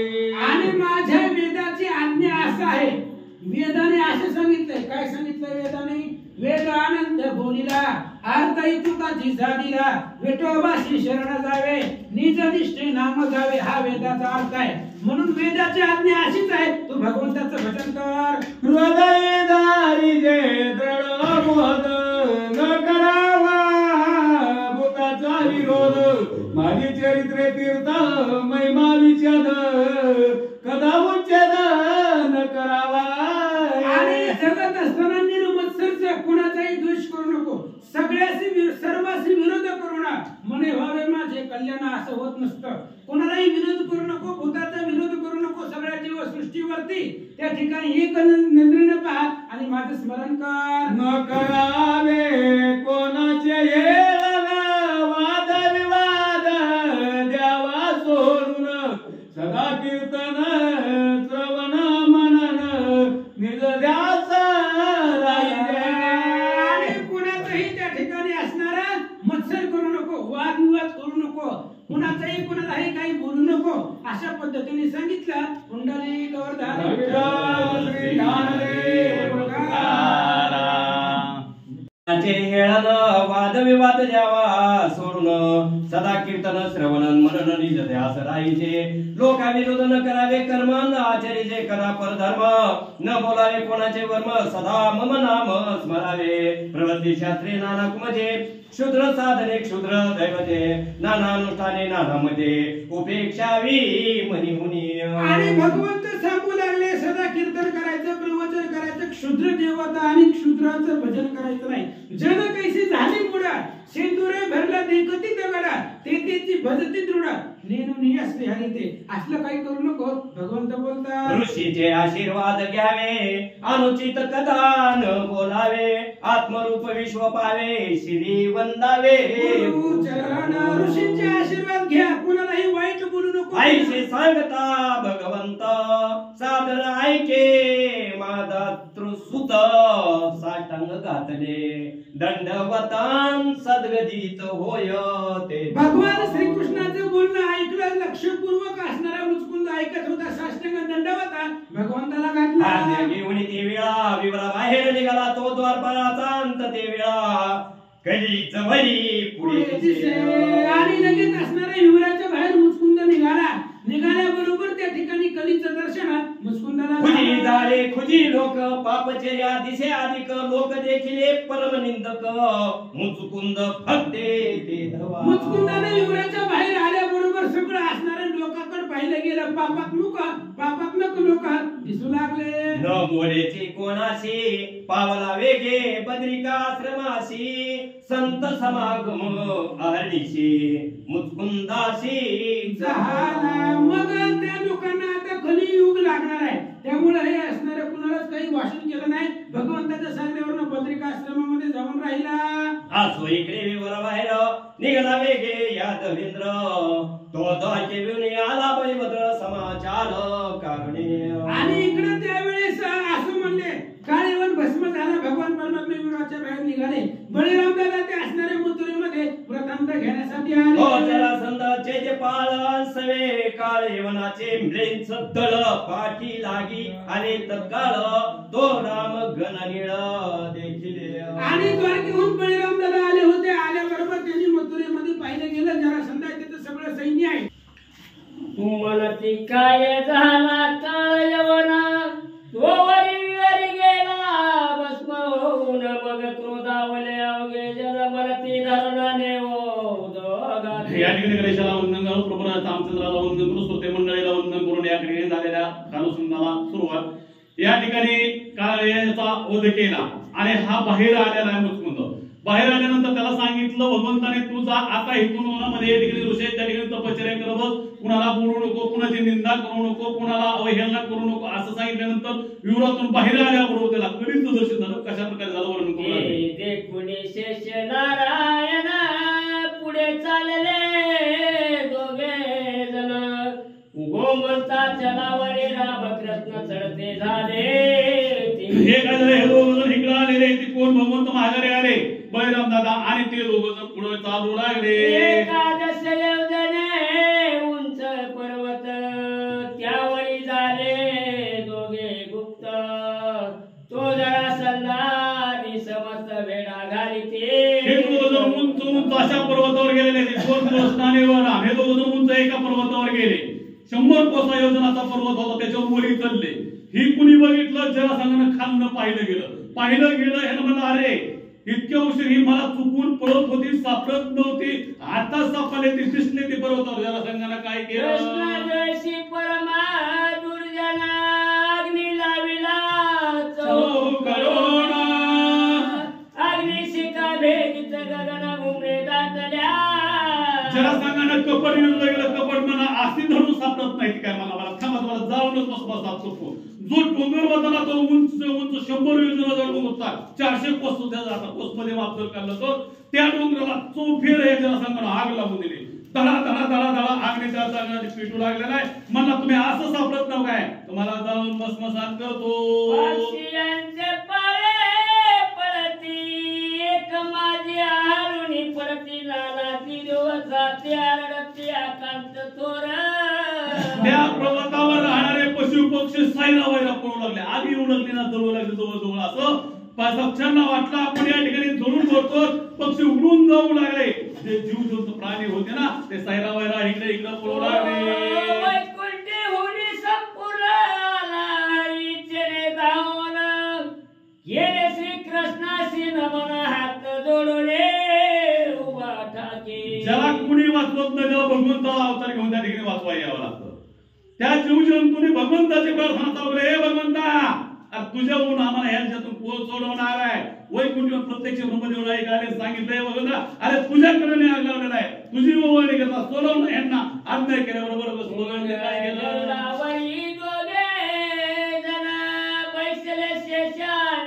नारायण आकाश पंच उड्डाण करून चालले देखते. काय भगवंताला वडिला कराय काय हरकत आहे. बाकीची सगळी तर सायराच्या बाजूला काढली आग्नेच्या. परंतु जरासंधाला वाटलं की इथून भस्मसात झाले ते. जरासंधाला अदृश्य लोक केलं. स्वतः बळीरामाला खाली झोपले गेले स्वरूपामध्ये. भगवंत त्याच्यावर झोपायला गेले आणि आकाश मार्गाने वरी उड्डाण केलं. वंशी कथान भीमकाला रथ घेऊन त्या रथावरील हे पाहिलं खाली रणांगणामध्ये तो भीमक या ठिकाणी रथ आता सारथी होताना अर्जुनाचा त्यानं पाहिलं गेलं माझं दोन्ही स्वामी संकटामध्ये येतं आपल्या त्यांना सोडवण करण्यासाठी जायला पाहिजे. आकाश मार्गामध्ये आतंतर आहे म्हणल्यानंतर त्या भीमाचा रथ उडवला गेला. काय नाही त्यांना उद्या अभ्यासाचा त्याच्यावर उडवला गेला रथ. ज्या ठिकाणी आपला स्वामी आहेत ना त्या ठिकाणी आले. हे दोघं रथावर आरूढ झाले बसले गेले. मथुरेकडे रामकृष्ण वेगे चालले दोघे जण. तो दारुका आला रथ घेऊन द्वारकेहून. आता हे एक जण आला होता बळीरामाचा रथ आलेला नव्हता. दारुकाला वाटलं इकडे बघितलं जर कुठे रथ गेलाय. मग म्हणलं आपला स्वामी मागे राहील ना त्यासाठी दारू आपला पण उडवला बरामध्ये दिशेने घेऊन गेला त्याला आपल्या रथावर घेतलं आणि दोघं जण येऊन द्वारका मथुरेमध्ये आले ती बैसुनी राम हरी केसी वेगे चालले मथुरेशी थोदरा संध पाठीशी ते मुसैत या ठिकाणी पाहिलं गेलं जरासंध अत्यंत चतुर होता महागत मारायला गेला होता 7 वेळा धरला होता मारणार तेवढ्यात आकाशवाणी झाली आकाशवाणीने सांगितलं ए भगवान तुझा पराक्रम अत्यंत आहे तू शेषाचा अवतार आहे तुझ्या हातात काय नांगर आणि मुसळ एकाच ठोक्यानं मध्ये तुझ्या संघाचा जीव घेशील पुरतो त्याचं मरण तुझ्या हातून नाही त्याचं मरण पुढं भीमाच्या हातून कुरुक्षेत्रावर आहे त्याच्यात तू आता ह्याला मारू नको सोडून दे म्हणल्यावर या ठिकाणी थोडासा राग आला परंतु आकाशवाणी झालेली होती त्याच्यामुळे सोडलं होतं आताही मागून आलेलं कवळतो त्याला 7 बऱ्याच सोडलं होणार लपतोच पळतो काय काय कृष्णाला बोलू माग आपण हरी महाराजांच्या तोंडून नाही केलं या ठिकाणी मस्तकातानं बऱ्याच वेळेस फोन दिले असते मला फोनच केला नाही 3-4 वेळेस वार्षिक बसतो आलो गेलं गायकवाड महाराज यायला गेलं कुत्र्याला धडकलं पण कुत्र्या सगळं भांडण केलं आपल्याकडे यातलं काय सांगायचं असो तसं ह्या जरासंधाचं आणि ह्या ठिकाणी वैरामदाचं युद्ध चालू होतं सोडून दिलं होतं पुन्हा या ठिकाणी रथावर घेऊन इकडं आले परंतु जरासंधानं लांबून पाहिलं आणि पुन्हा पळत येऊ लागले देखुनी नारायण ती घेतले सुदर्शन जे सकळ शास्त्राचे बाप पूर्ण आज्ञा प्रणाम कृष्ण भगवंताने काय केलं म्हणलं आता कशाला लय उशीर ह्याच्या सगळं लावायचं मला आता मोठा पटपटा होता कृष्ण जन्म करायचा हरी महाराजाला सौंदर्य जाऊन करायचा महाराजाला पण लांब जायचं वर्षी गेला म्हणजे काय हरकत नाही आपण पटापटा घेऊ सुदर्शन कांदा घर फिरत गेलो फक्त त्याला संघाला मान नको सगळ्याचा संवाद करून त्याला आज्ञा दिली लक्ष वेदांचा एकचे भारत तैसे सुदर्शना मग पळते महावीर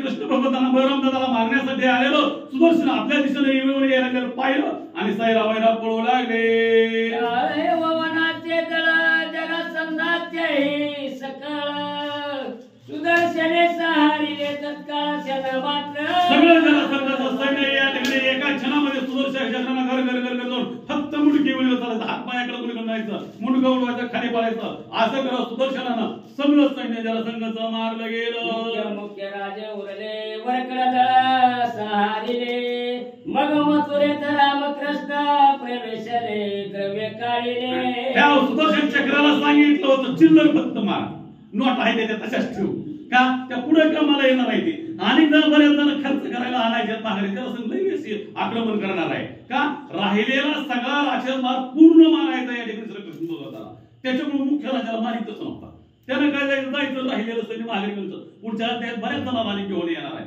त्याच्यामुळे सांगितलं चिल्लर मार मोठी तशी ठेव राजा तेवढं तसं ठेवलं गेलं सैन्य सगळं मारलं श्रीकृष्ण भगवान बळरामदादा रथावर बसले आणि मथुरेला निघून गेले बोला होते जे भांडार ते भरले रथ गजरवर द्वारकेशी चालविले समग्र रामकृष्णे आपले जे सैन्य राहिलं होतं ते रथावर बसलं आणि द्वारकेला घेऊन निघाले जरासंध दाविनला मने द्रव सांडे गोवळ्या द्रव्य घेऊन राम द्वारके गेला कृष्णे मुरलीला या ठिकाणी सगळं मला सगळ्यांचं सोनं सगळं घेतलं ह्या जरासंधानं माघारी वळला पळा पुढे मला कृष्ण भगवंताच्या लक्षात काय केलं मारुती धनुष्य घेऊन युद्ध करते चक्रपाणी जरासंधा पराभवले मग गेले या ठिकाणी भगवंताने काय केलं पटकन धनुष्यबाण हातामध्ये घेतला महाग धावू लागले एका बाणामध्ये कळला गेला म्हणजे थांबवला गेला त्याच्यापासून सगळं द्रव्य घेतलं गेलं त्याला सोडून दिलं भगवंत द्वारकेला माघारी निघून गेले घेऊन मुकुंद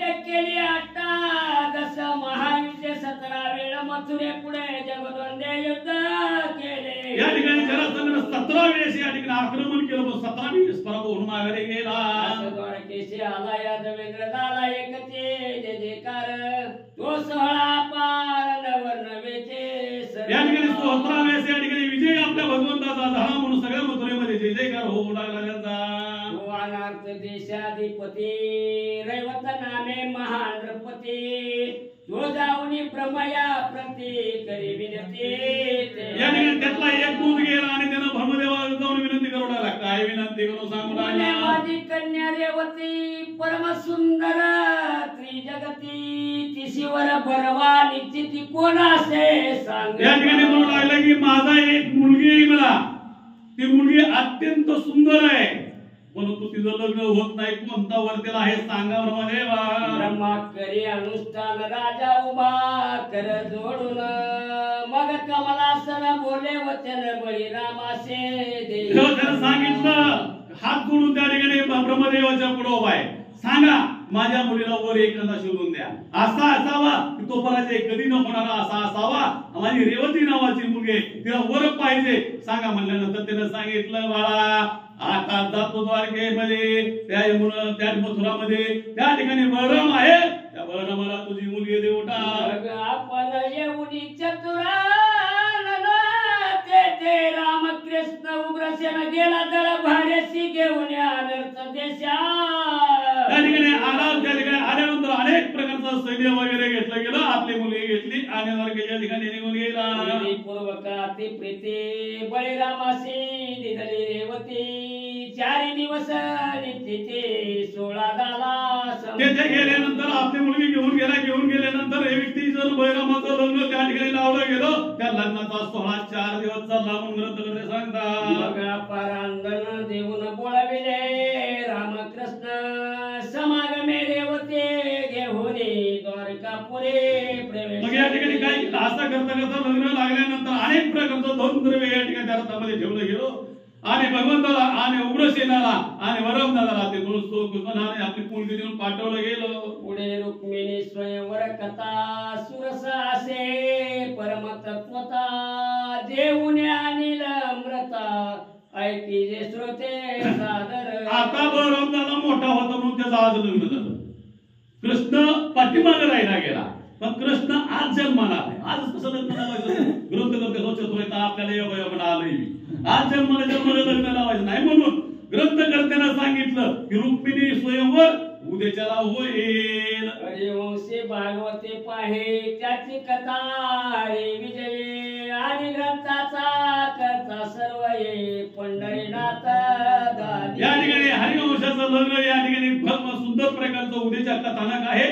श्रीधर महाराज स्वामी आपल्याला सांगू लागले, पाठीशी उभा राहोनी गोष्टी सांगे जा कानी तैशा म्या लिहिल्या संत जनी जाणी देत. या ठिकाणी ग्रंथकर्ते म्हणू लागले की हा भगवंत मी लिखाण करीत असताना माझ्या पाठीमागे उभा राहिलेला आहे आणि त्यांनी माझ्या कानात जे सांगितलं ना ते तसं लिखाण मी ह्या ग्रंथामध्ये केलं.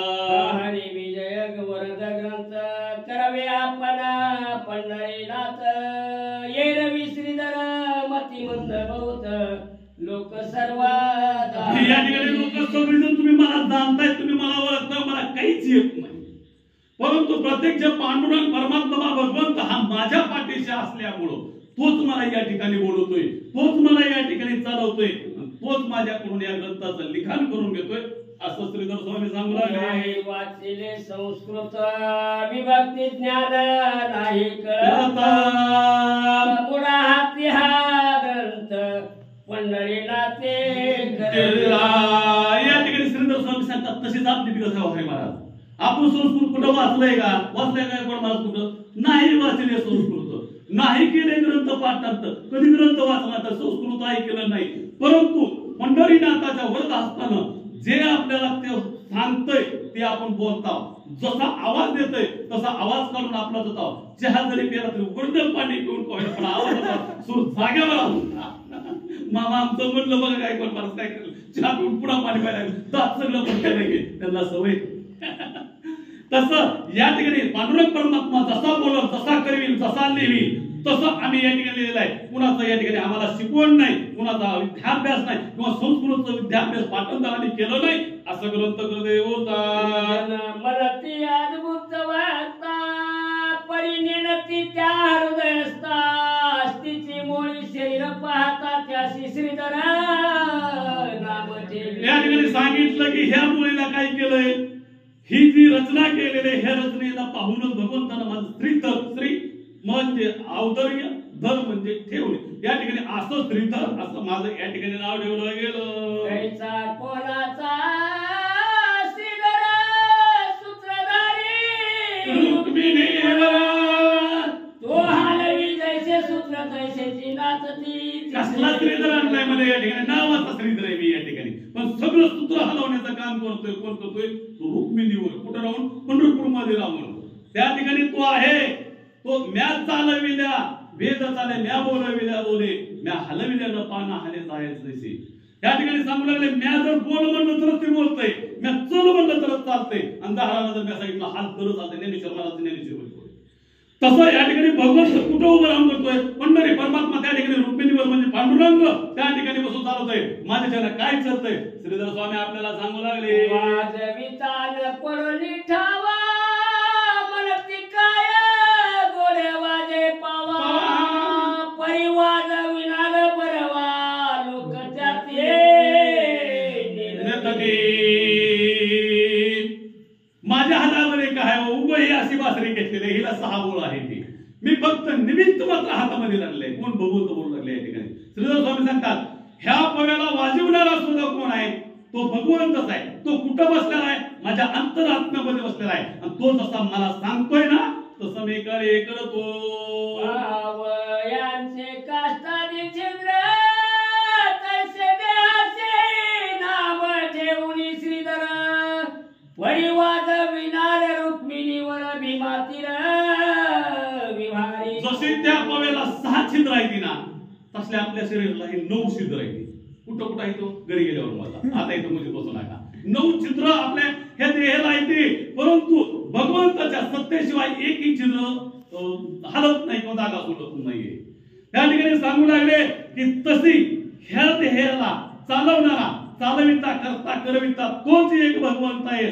मी मात्र या ठिकाणी निमित्त मात्र आहे. ब्रह्मानंदा पुराण पुरुषा श्रीमद भीमा तटविलाशा श्रीधर वरदायक परशा पुढे ग्रंथ चालवी भगवंत आहे. पांडुरंगा तुझ्या कृपा आशीर्वादे माझ्या हातून असाच ग्रंथ हा पुढे वाढवू दे. असं सुंदर प्रकारचं गजल पुढे चालू लिखाण माझ्या हातून राहू दे. तुझा आशीर्वाद अखंड असाच माझ्या पाठीमागे राहू दे. आणि तुझ्या कृपा आशीर्वादानं असं माझं जे हाती घेतलेलं कार्य हे असं सुरळीत चालू दे. असं पांडुरंग परमात्म्याला श्रीधर स्वामी मागणं मागतात आणि आजच्या आदायाच्या समाप्ती करतात. येथे श्री हरी विजय ग्रंथ समत हरिवंशा सदा परिषद